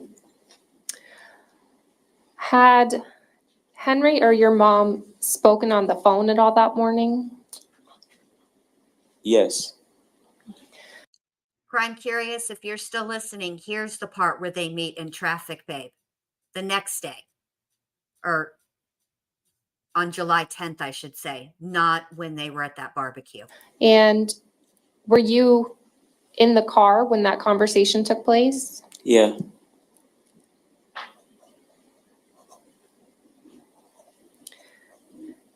Do you know if Henry called your mom or if your mom called Henry?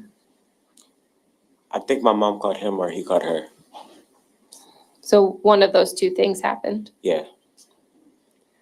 What This is did the Henry traffic tell your part, mom babe. during that phone call? Defendant's statements. Excuse me, It's the defendant's statements. overruled. So what did Henry tell your mom during that phone call? That he didn't know where Bree was. See, and in order for him to make those calls, he had to have put the phone or the battery back in the phone.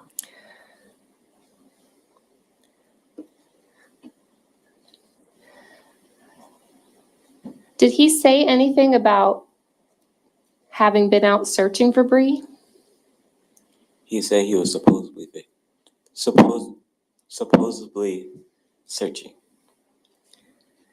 So he told your mom that he was searching, Yes. but you added the word supposedly. Yeah. Why did you add that word? Because he wasn't searching.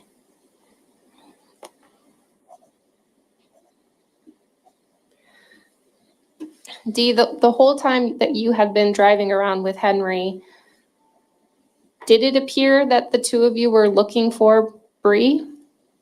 No. Did Henry ever roll down his window and yell out Bree's name or anything like that? No. Did he ever ask you to do that? No.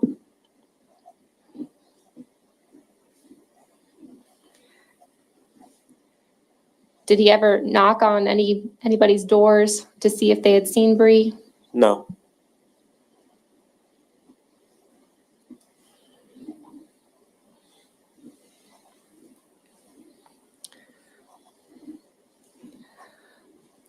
While Henry was speaking with your mom on the phone, did he say anything about the police?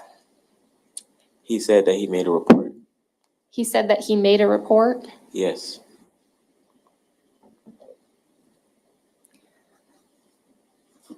While you had been with Henry, did you ever see him make a police report? No. Oh, you might be right, Crime Curious. I remember a grocery store. I was at the Menards.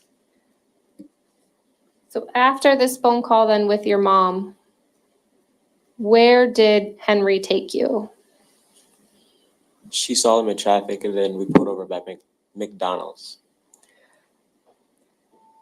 So your mom saw him in traffic and you ended up pulling over at McDonald's? Yes.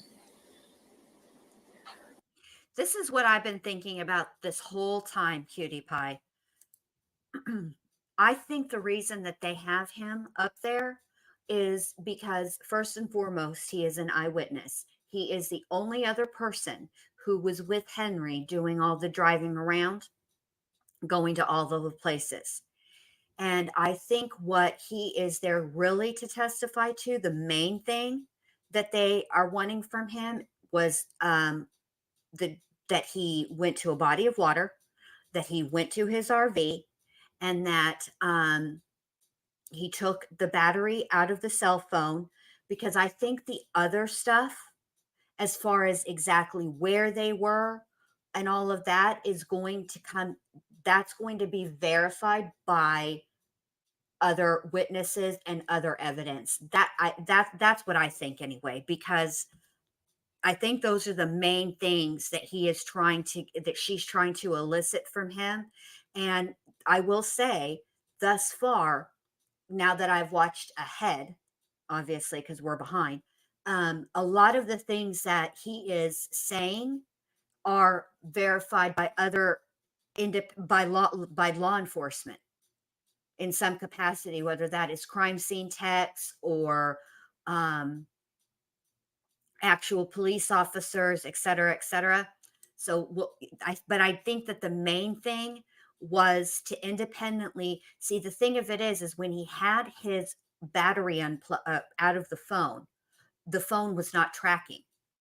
So there's like a 3 hour, I think it's 2 hour window of time where his cell phone isn't pinging anywhere. They have no idea. He's got the cell phone with him, but the only time it bounced off of a tower is when they were in the parking lot at Walmart, when Henry was in the store and Dee was sitting in the car.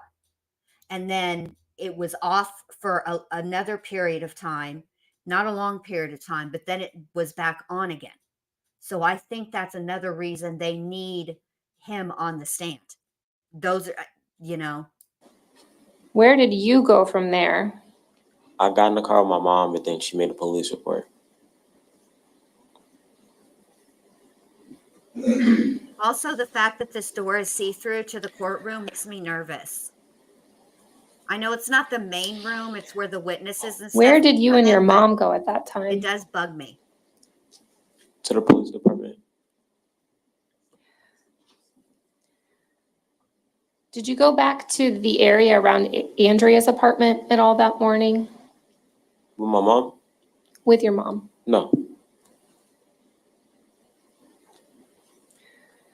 But you do remember going to the police department that day? Yes. And were you interviewed by the police? Did they ask you questions? Just a little bit, yeah.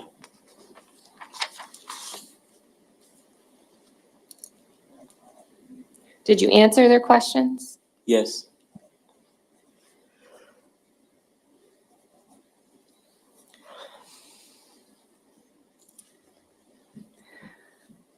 Dee, do you remember driving around with police officers a couple times? Yeah. And were they asking you questions about where you and Henry went on this morning? Yes. And did you try to show them the places that the two of you had gone? Yeah.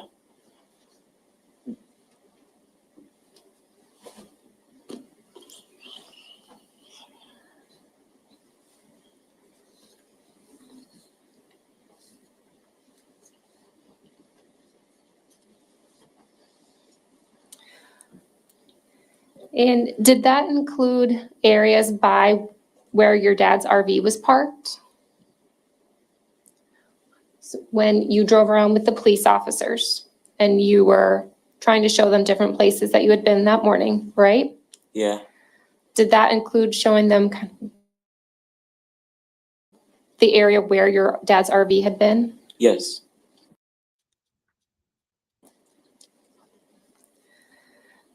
And did that include the area over by Walmart where you saw Henry buying bleach?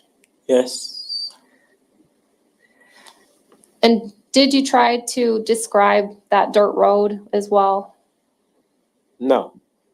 She didn't call it anything, babe. She just said the area where his RV. This is why it was hard for me today, just based on his testimony and her questions. Did you try to figure out where describe the RV area was. where you saw Henry with the fishing pole? I believe so.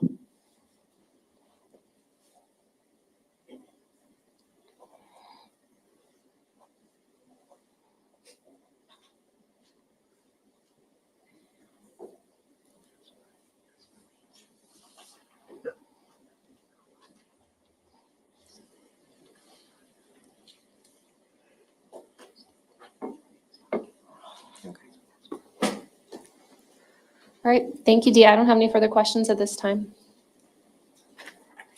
Mr. Freeze. All right, y'all, hold on a second. We're going to take a momentito. Is it okay if I call you D2?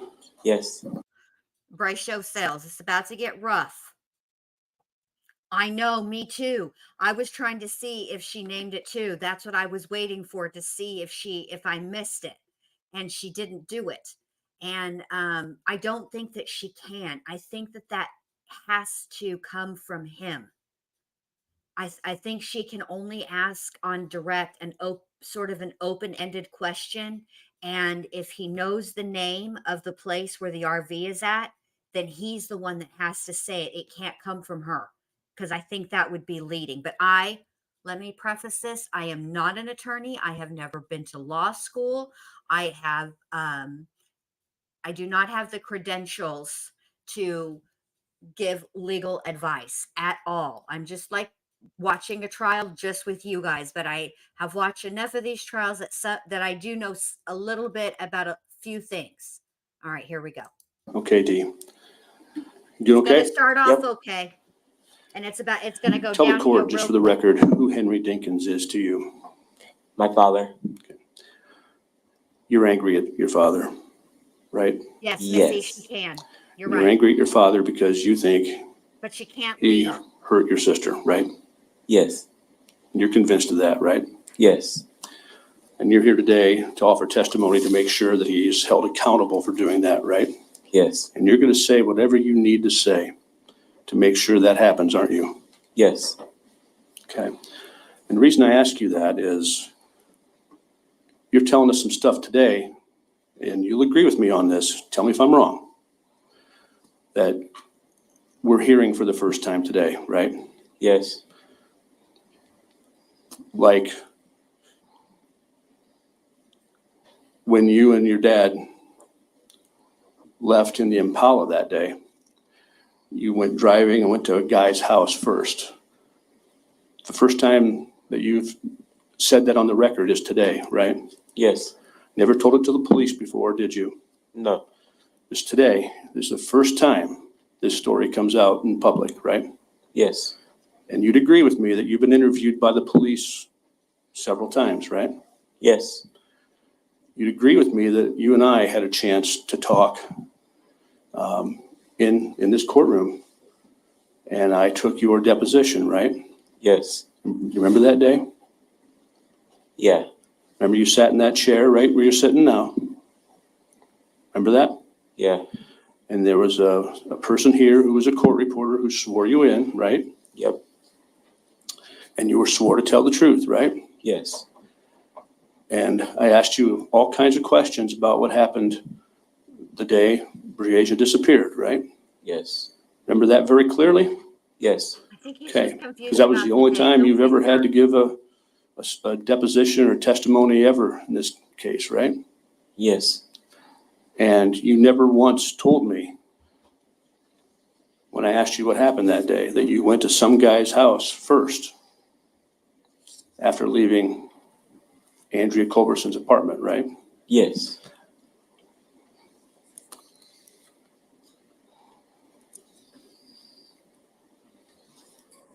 And you never told me, and it's the first time today we're hearing this, correct?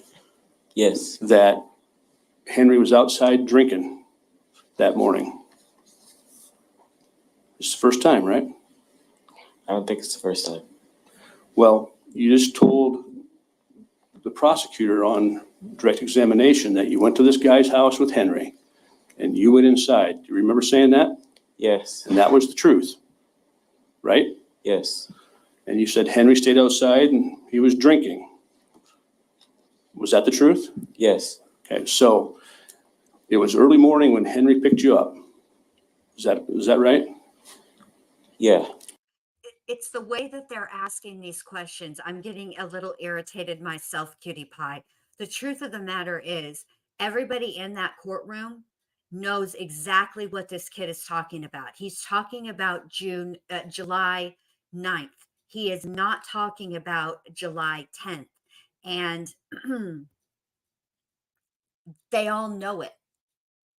And this is just one thing that he has decided to jump on. Now, I promise you, he would still jump on this if this were a jury trial, but he would definitely be doing it a very, very different way. Because I can tell you right now, there is not a juror that would not feel exactly like we're feeling, that he came out of the gate aggressive and accusatory. He is 11 years old, bro. Calm down. Were you awake when he picked you up or were you still sleeping? I was awake. Was it daylight or was it still dark? It was daylight. But early morning. Early morning. Okay. So Henry and you go to this house, you go inside. Are the people inside awake? No, it's just me and my sister that was inside. Who's inside? Me and my sister. Who's Briasia? Yes. Yeah, that's how you know So it's the wrong Briasia's day, with you at this ding point in time? When we went to this house, yeah. The morning she disappeared? Yeah. Okay. And then after you left, where did Briasia go? Can you repeat that? After you left, where did Briasia go? To his house. To whose What? house? Andrea. Okay, so Henry took you back to Andrea's house? He's talking Yes. about the day before, On the jerk. morning she disappeared, right?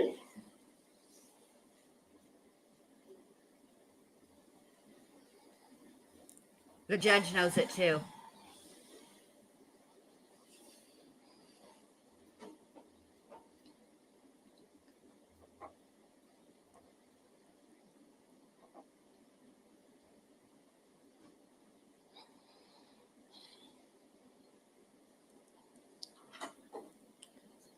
Can you repeat that, please?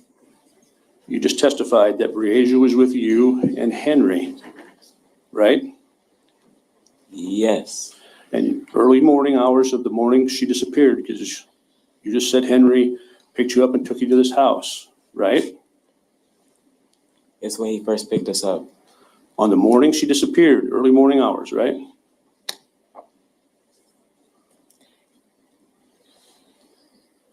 Sure, yeah.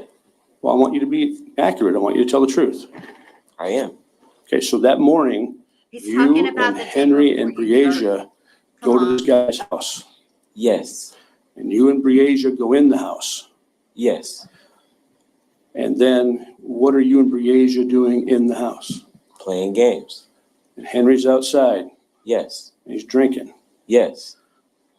and nobody else is in the house. No. So after you and Henry and Briasia are done there, where'd you guys go? To Andrea house. And then you and Henry went where? That was the only place.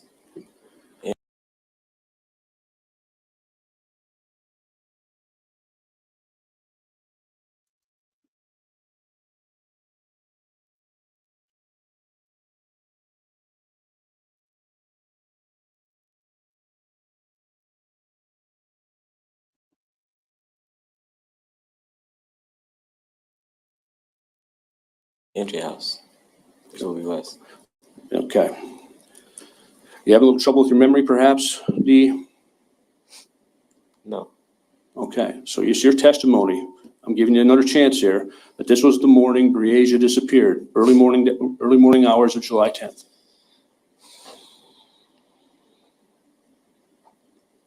Yes. Okay.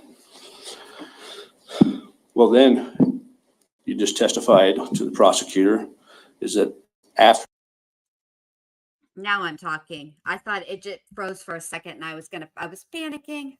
No, I wasn't talking. But here's the thing. This is a tact that's used, and it's incredibly frustrating, because if this were an adult or an older child, say 12, 13, 14, this would be going very differently. But if you notice, he starts out asking the morning that Briasia disappeared. And then by the end of the questioning, he's now giving the date. The child was 8 years old. He's confusing the shit out of the kid. This is not the way he would be questioning him, I promise you, if there was a jury. He would still be getting the point across, but he'd be doing it in a different way. after you left this guy's house, the first place you went was to some dirt road. Remember saying that? Yes, I do. Today's the first time we hear about that too, right? Yes, cutie pie. Today's on not the purpose. first time. It's You intentional. never said it to me when I took your deposition last summer, did you? I said it, but I didn't say it to you. Who'd you say it to? One of his other lawyers that was here before you. Who's that? I don't know. Okay. And you went to this dirt road and you said that you saw him pouring bleach. Night, Is that right? Yes. Emily. Now, you said you saw him pouring bleach over some bushes. That's your recollection? Yes. Now, this was after you went to Walmart? Yes. Now, the Walmart you went to was in a whole different town, right? Yes. Because you fell asleep on the way there. Yes. Okay. Now, he went to Walmart first to get the bleach, Yes. and it's your testimony that then you went to a dirt road, Yes. and he took that same bleach and poured it over some bushes. Yes. And it's your testimony today that this is not the first time you have told this story. Yes. You've told it to the police before? Some of them. Okay. And it's your testimony that Henry got out of the car and this is where he was fishing? Yes. So he was fishing at the place he poured the bleach? No. Okay, so I make sure.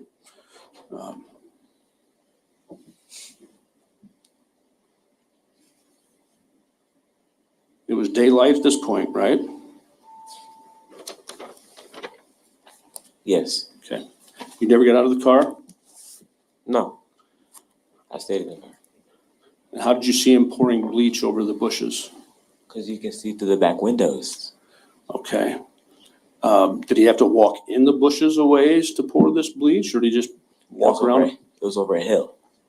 Like there was like a flat road, and there was the bushes right there, down there. And he poured it.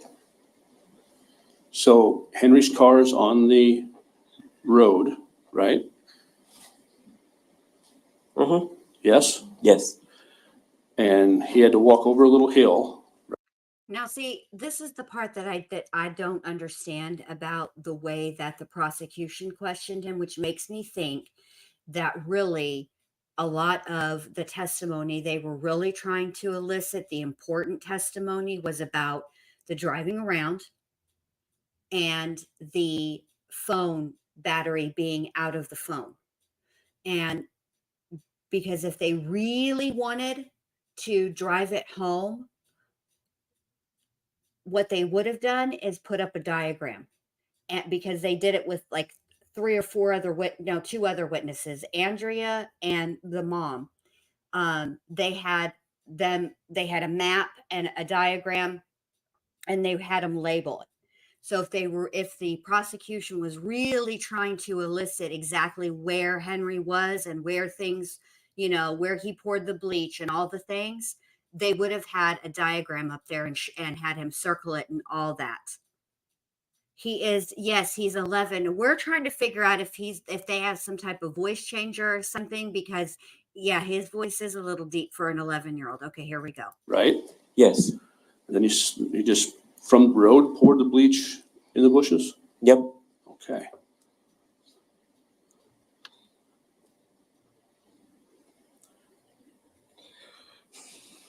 And what did he do with the bleach bottle?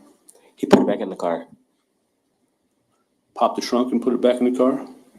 Yes.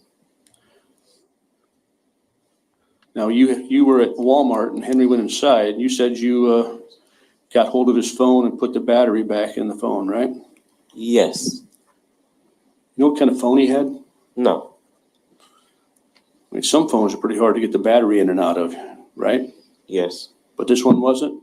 No? No. Did that phone have a passcode on it? No. What game did you play? I don't know.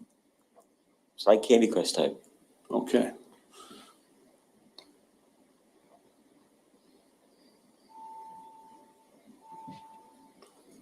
And then from the Walmart, you just drove around till you got back to the mobile home, right? Yes. And then it's your testimony that Henry stops, gets out of the car, and you stay in the car, and he gets to the trunk again, right? Mm-hmm. Yes? Yes. Thank you. And now he uses the bleach again? What? Now he uses the bleach a second time? He only used the bleach one time. Well, I thought you told the prosecutor he used the bleach to wipe off a bloody knife.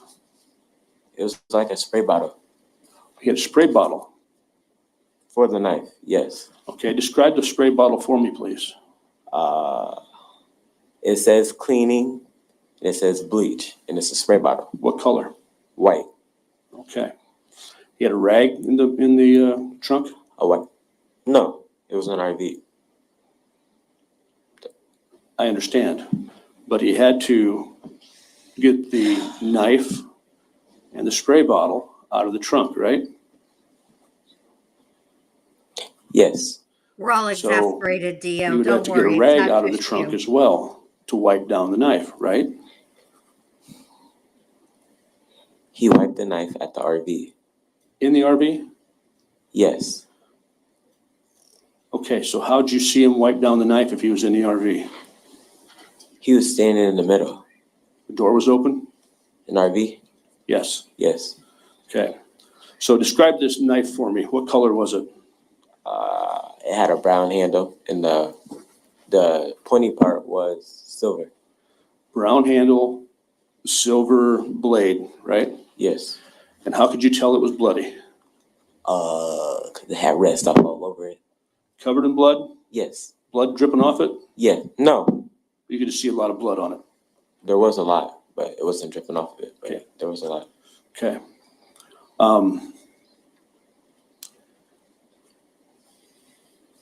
So Henry sprays this bloody knife down right in front of you. That's your testimony. Yes. And he's what, 5 feet from you, 6 feet from you when he's doing this? I don't know how many feet. Okay, well, you're in the passenger seat, right? Yes. And you can see Henry very clearly, right? Through the back window. Yes. Yep. He can see you, right? No. You can see him, but he can't see you? Yes. How do you figure that? My seat was leaned back. Okay. And it's your testimony that this bloody knife, then, Henry takes a spray bottle, cleans it off wipes it down, and takes it into the RV, all within, I'm going to say 10, 20 feet of you, right? Yes. Risking the fact that you may see it, right? I think so. And it's your testimony that your dad came back, picked you up, and took you someplace where he covered up some crime scene and sprayed bleach, right? Yes. And your dad came back and picked you up and sprayed down a knife, which may be evidence of a crime, in front of you, right? Yes. Okay. Hey, Mo. Early. We're 2 hours and 14 minutes in, buddy. But it's good to see you. Now, the fishing pole and Henry going fishing, today's the first time we hear about that too, isn't it? Yes. Is that just a detail you happen to remember between the last time we talked and today? No, I remember everything. Okay, so you chose not to tell us when we were I asking you barely questions? talk. Excuse me? I barely talk. You barely talk. Yes. Okay. So when people ask you questions, you just answer them the way you want? Yes. Okay. Well, Notorious, I think you talk more than you give yourself credit for, and let me tell you why. This is unnecessary, counselor. Remember the day Breasia disappeared, you went on a ride with the police, right? Yes. And your mom went along for this, right? Yes. Now, you'd agree with me that your memory, the day Breasia disappeared, was probably better than your memory is today. Okay. Oh, that was, he said, yeah, okay. Right? I don't know. You don't know? No. Okay. So you think your memory's better today than it was? It's always good. It's always good. Okay. Yes. Have you ever told the police a lie? No. Have you ever told the police false facts? Facts. Just true facts? Yes. Okay. Well, you recall the police driving you around that afternoon, between 3, 4 in the afternoon, and they took you down near the water by Credit Island, you and your mom. Yes. And they took you by a bait shop, and you said you remembered the bait shop. Okay, Mo. So basically, in a nutshell, back in July of 2020, the child that's on the stand right now went to go see his dad, who is a defendant. He was not an active father. And anyway, so the D, who is the name of the child that's on the stand right now, his sister, who was older, he was 8 at the time, she was 10 at the time. He wanted his sister to go. So the sister is not any relation at all to the defendant. So anyway, they end up spending the night at the defendant's house with the defendant and his girlfriend. Okay. At some point in the early hours of July 10th, it's discovered by the girlfriend that the defendant and the young girl who's 10, Breasia, are both missing. And he's on trial for kidnapping and murder. They did not find her remains until March of 2021. So that is what this case is about in a nutshell. That is the quickest answer I've ever given in my life. I don't recall. Okay. If an officer would testify that you said you remembered the bait shop, or there's a recording of it, that would be true and accurate?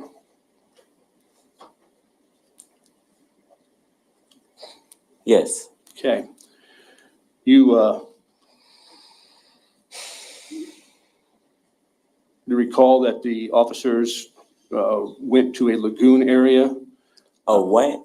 a pond area at your direction, and the police said you said that Dad parked in the gravel parking lot and went fishing? Yes. That's true, right? Yes. You also recall telling him that day that Dad went fishing with 6 guys? I did. Yes. You told them that, right? Yes. And that's the day your sister disappeared, right? Yes. That's not true, is it? It is. So today, you're saying your dad went fishing with 6 guys? I don't know. You don't know if your dad went fishing with 6 guys? No. You also told the police that when Dad went fishing with 6 guys, you had to stay in the car, right? Yes. You also told them in response to a question where they asked you where Henry went, and you directed them to a tree line to the west area of the entrance of Credit Island. We don't know, Mo, Recall because the doing that? defense didn't give an opening No. statement. If the police have a recollection of that, or there's a recording showing that, would you dispute that? What do you mean? Would a police officer lie about that if he said you said that? Objection. No. You can't ask a witness to comment on another person's credibility. Withdrawn. Do you recall telling them where your dad went fishing with the 6 guys? Credit Island. Okay. Do you recall getting out of the car and physically walking with them? No. You don't recall that? No.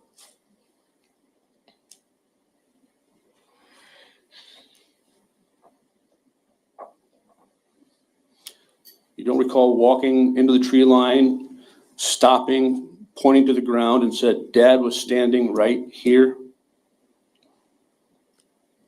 Huh? You don't recall getting out of the car, walking the police over to the tree line of the pond by Credit Island, stopping and saying, Dad was standing right here? Yes, I remember that. Okay. Was that true? Yes, it was. So Dad took you there as well that day? Mhm. Yes? Yes. And there were 6 guys with him, right? They wasn't with him. They was already there. Okay. Did Dad talk to those 6 guys? I don't know. I did not even see him when you walked all the way back there. You also remember your dad saying as you were out driving that day, come on, Bree. I don't recall. If a police officer says you relayed that to him, would you have any reason to dispute that? No. Okay. Do you recall after Breasia was found that an officer came to your house? Hey, And Eddie, good to shared see the news? you. Yes. You then also told police a different story, didn't you?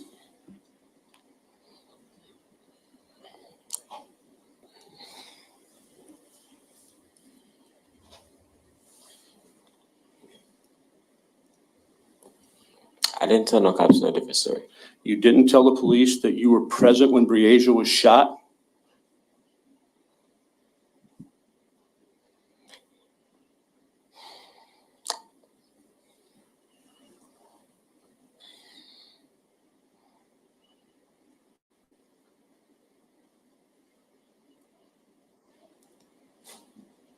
I don't know.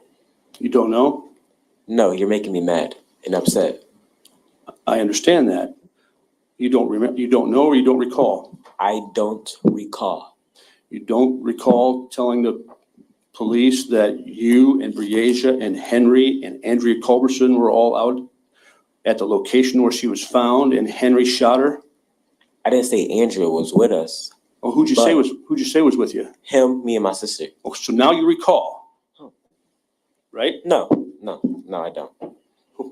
You, I don't know anything. You just don't want to answer, do you? I do, but you're. What do you recall?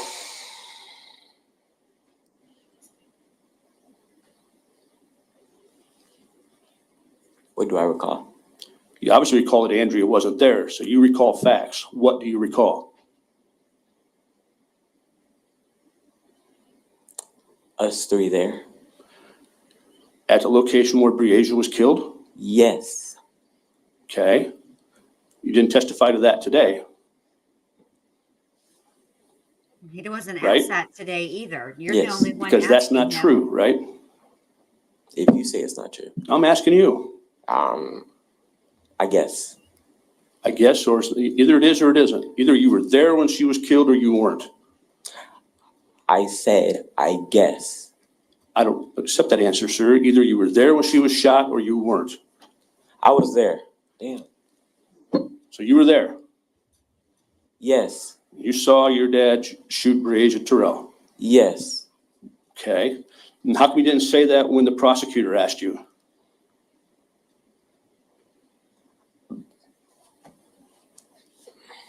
Because it's not the truth, right?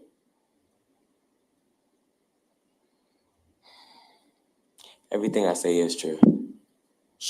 Okay, so the whole story about the bloody knife and going to Walmart, you just conveniently left out the fact that you saw your sister get shot when the prosecutor was asking you? I didn't leave it out. I didn't speak about it. I hate speaking about it. Did you and the prosecutor talk about this ahead of time? In private, yeah. You just told her not to ask you about it because you don't like to speak about it? I didn't tell her not to. Okay. Well, your testimony today is you saw Henry Dinkins shoot your sister. Yes. What kind of gun did he use? I don't know. How close were you to the incident? A couple feet. Okay, was it a pistol or a long gun? How am I supposed to know what it is? You were a couple feet away. That's I how you're maybe supposed to saw know, it, but sir. I don't know what it is. Okay, what color was the gun? Silver. Okay, was it a gun that you hold up to your arm like this, or was it one you just hold in your hand? I don't know. Okay.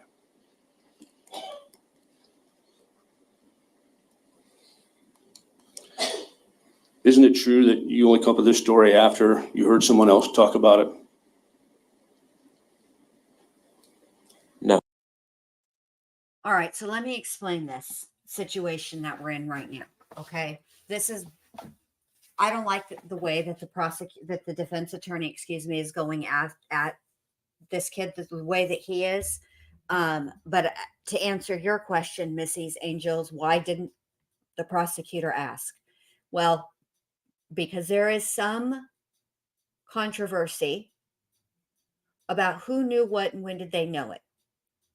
Now, when we get to the mom's testimony, mom is going to testify that one of the detectives, after they found Breasia, after the autopsy was done, or at some point after they found Breasia, because I cannot right now recall whether or not it was before the autopsy was performed or after, told the mom that Breasia was shot. Now, the mom is going to be asked if she told anybody about that, including her son. And the mom says, no, she didn't tell anybody anything because she was told not to. She was told that that particular detail wasn't known, it wasn't going to be made public, and they wanted an opportunity to question Henry Dinkins, and they didn't want her to tell anybody. So I don't know, and I don't think anybody can prove one way or another. We don't know what he heard, because I'll tell you, or when he may have heard it, and I'll tell you why. Because the day that Breasia was found, her body was found, was a day that Dee was at school. So I don't know when he could have possibly heard it. I mean, it's been 3 years. So I don't know and I don't recall. How about that? But yeah, that's why the defense, I don't like the way he's doing it. I understand why he has to ask these questions. I do. But I don't like the way he's doing it. Okay.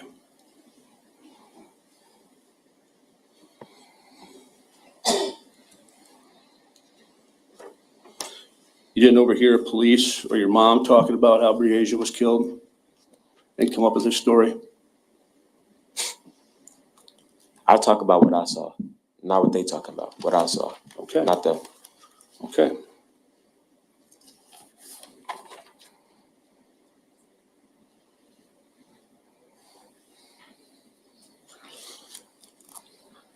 You didn't make this report about what you saw until after Breasia was found, right? I knew the whole story. And you didn't tell the whole story when Breasia disappeared, did you? I said I barely talk about it. I said that first before I got up here. Okay, so it's your testimony that your mom and your family and everybody else is out searching for your sister. Okay? You know what happened, but you don't tell anybody, right? No. Okay, so your mom's out there literally scavenging every possible place to find the daughter that she loves. Okay, let me tell you something, Mr. Defense Attorney Man. Okay? If he actually witnessed that, I have to go back, I'll have to look it up as to exactly when in 2020 Henry was arrested. Because I think that it is very possible, if this is a true story, okay? If this is a true story, I think that it is very, very possible that the reason he didn't tell is because the defendant was free and he was scared.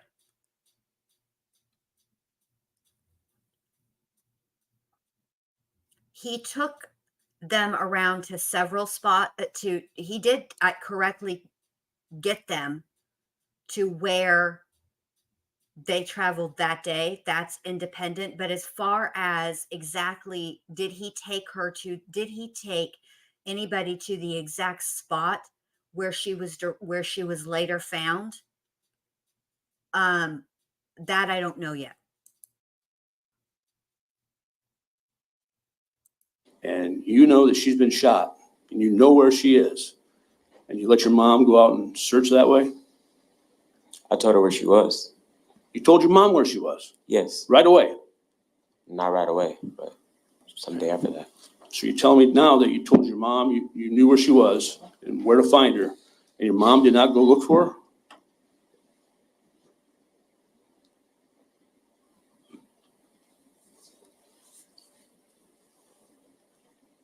She did go look for her.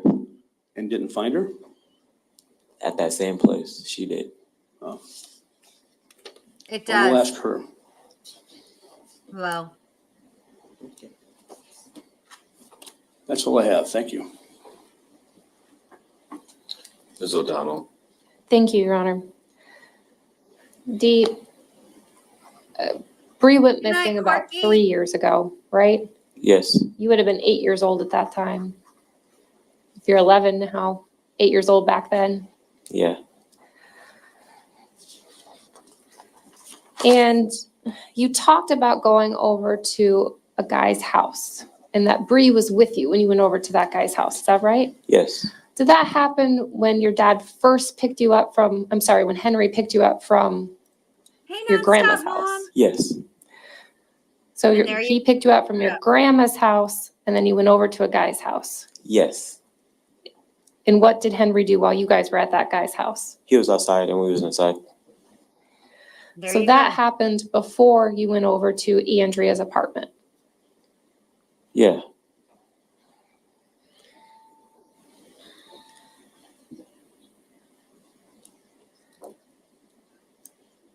And so then you went back to, or after you left that guy's house, is that when you went to Andrea's apartment? Yes. And what happened when you got there? We was playing games. And where were you when you played games? I was in the living room and she was in the bedroom. When you say she, who are you talking about? My sister. Oh, there you go, Missy. At some point Huh. then, did the two of you go to bed? Yes, And Maybe where did he you fall didn't asleep? know. in the bedroom. I don't know. At some point, did you wake up in the middle of the night? Maybe he did overhear it. Yes, Where was Bree?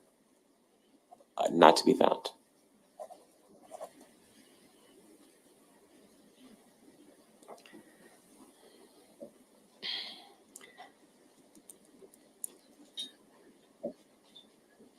Oh, don't let me forget, Mo. Remember your original question? What's the defense? There is a Now, defense. you were asked a Hang lot of on. questions about fishing. Remember those questions? Now, you were asked those questions about you driving around with the police on the day that Breasia was reported missing. You remember those questions? And they took you down to Credit Island? Yes, And you told the police about your dad fishing during that conversation on July 10th, the day she went missing, right? yes.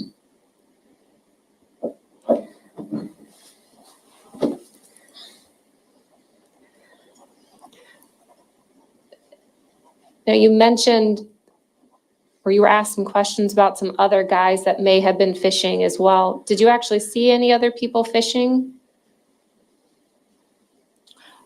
I barely can see them. Were they just so far away? Way far, yeah. How did you know they were fishing? They have fishing poles also.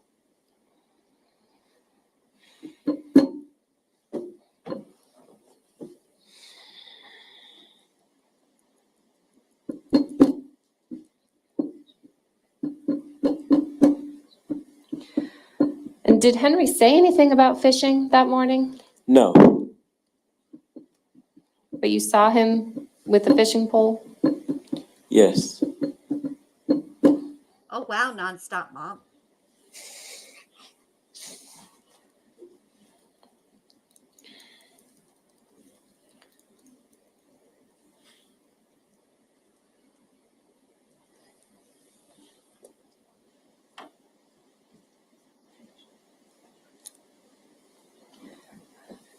Dee, when was the last time that you saw Breasia?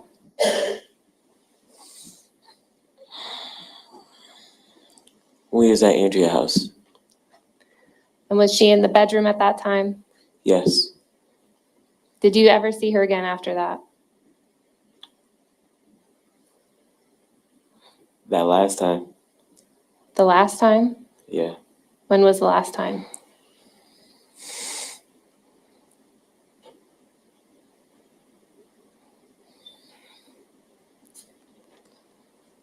when she got shot.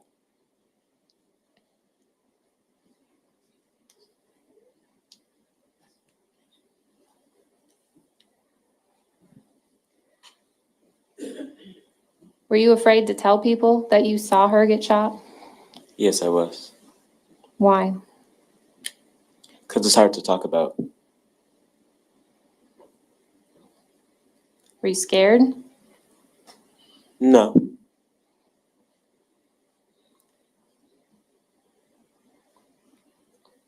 Were you worried you might get in trouble? somewhat like that.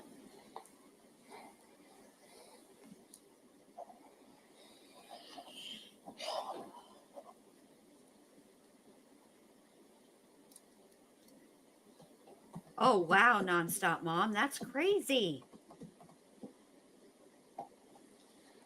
I don't have any further questions. You may step down.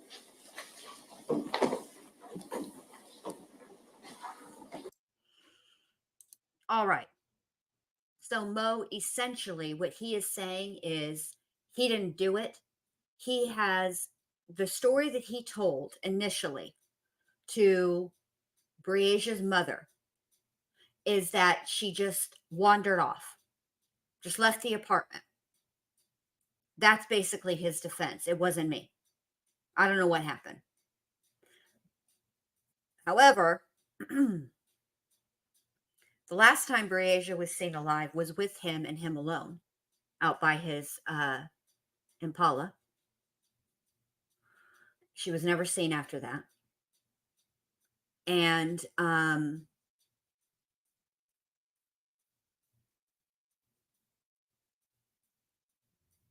think there's some forensics coming up, but we're not there yet.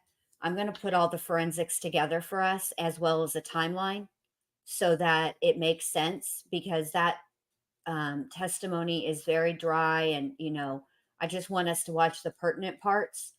We all know how they swab things. We all know how DNA works. We don't need a refresher on that, I don't think. But that's essentially his case. Now, is it possible that he witnessed this? I don't know, to be honest with you, because the one thing that I have not heard, the one person I've not heard from yet in the trial. Now, granted, I am behind. Like some of these parts, I had to watch a few times because they're a little confusing. But, and because I wanted to be able to speak to you guys intelligently, like I know what's going on. I know, brace yourselves. So I have not heard from the medical examiner. So I don't know exactly what they found or all of those things. Now, I will say this. Breasia had some impairments. She had a little bit of a hearing impairment, and she had something going on with her vision in one of her eyes. So she'd also never been to this apartment complex before, ever. And her mom says that it would be out of character for her to just leave somewhere. Not to mention the fact that the night that all of this happened, it was storming really, really badly. And Breasia's mom also says it would be out of character for her to go out in the rain because she didn't want to mess her hair up. She had locks, and woven in the locks are these little shells, and she liked to keep her hair neat. And so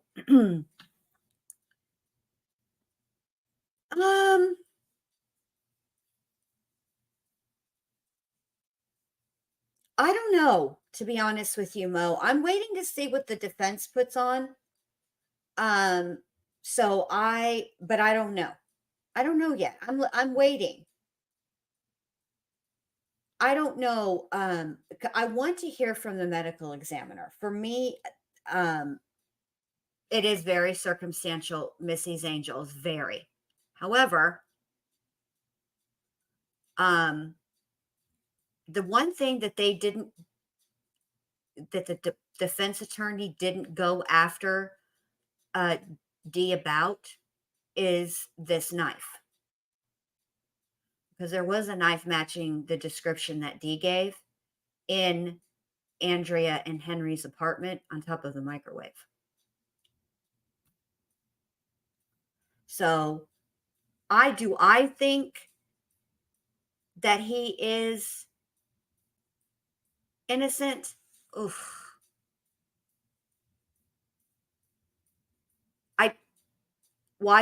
Okay, if everything happened the way that he says it happened, if she just wandered off, then why was he going to Walmart? And we know he went to Walmart because there's surveillance video, and driving all over House Half Acre and lying to Breasia's mom and saying that he made a police report when he didn't make a police report. There's he's looking pretty sus, in my opinion. And you're right, Amelia Sparkles. Circumstantial evidence is still evidence. I mean, we are so used to DNA results playing a huge role in court cases. And sometimes that we don't often, we obviously we can't watch every trial all the time, but I can tell you that this kind of thing happens. It happened with Murdoch. There was Murdoch was an extremely circumstantial case. It happened with the Wagners, the George Washington Wagner IV. That case, super circumstantial. They have a little bit more. I mean, they have some good, strong circumstantial evidence. They've got the phone not pinging. It pinged off of a tower that would be near the Walmart. The surveillance footage. So I'm curious. I'm curious what the judge is thinking. He's listening and paying attention very intently. So that is a good sign. But anyway, that is where we're going to leave off for tonight. Then chronologically, the next witness is the mom. She comes up after Dee gets down. However, like I said earlier, I think the way we're going to do it is we're going to listen to Andrea next. So tomorrow night will be Andrea. And the reason I want to do that, like I said, is because she is the other person in the apartment. And I think her testimony is important and should come before the mom. And then we'll listen to the mom. And in the meantime, while we're doing all of that, I'm going to be working on putting all of the law enforcement and forensic testimony together in a cohesive way, because I watched it today and it was a little hard to follow in the beginning, but then then I figured it out. It took a minute. So anyway, I want to thank everybody for being here. I've been on for almost 3 hours. And I will see all of you tomorrow. Don't forget, if you are a member at any level, I uploaded a trailer for the next project that I'm working on. And I hope you guys take a moment to check it out and leave me some constructive criticism if you feel I need it. And I should be having that project done. I'm going to shoot for September 1st. I'm really going to make myself manage my time better. I'm going to try to be an adult. All right. So I'll see all of you guys tomorrow. Bye.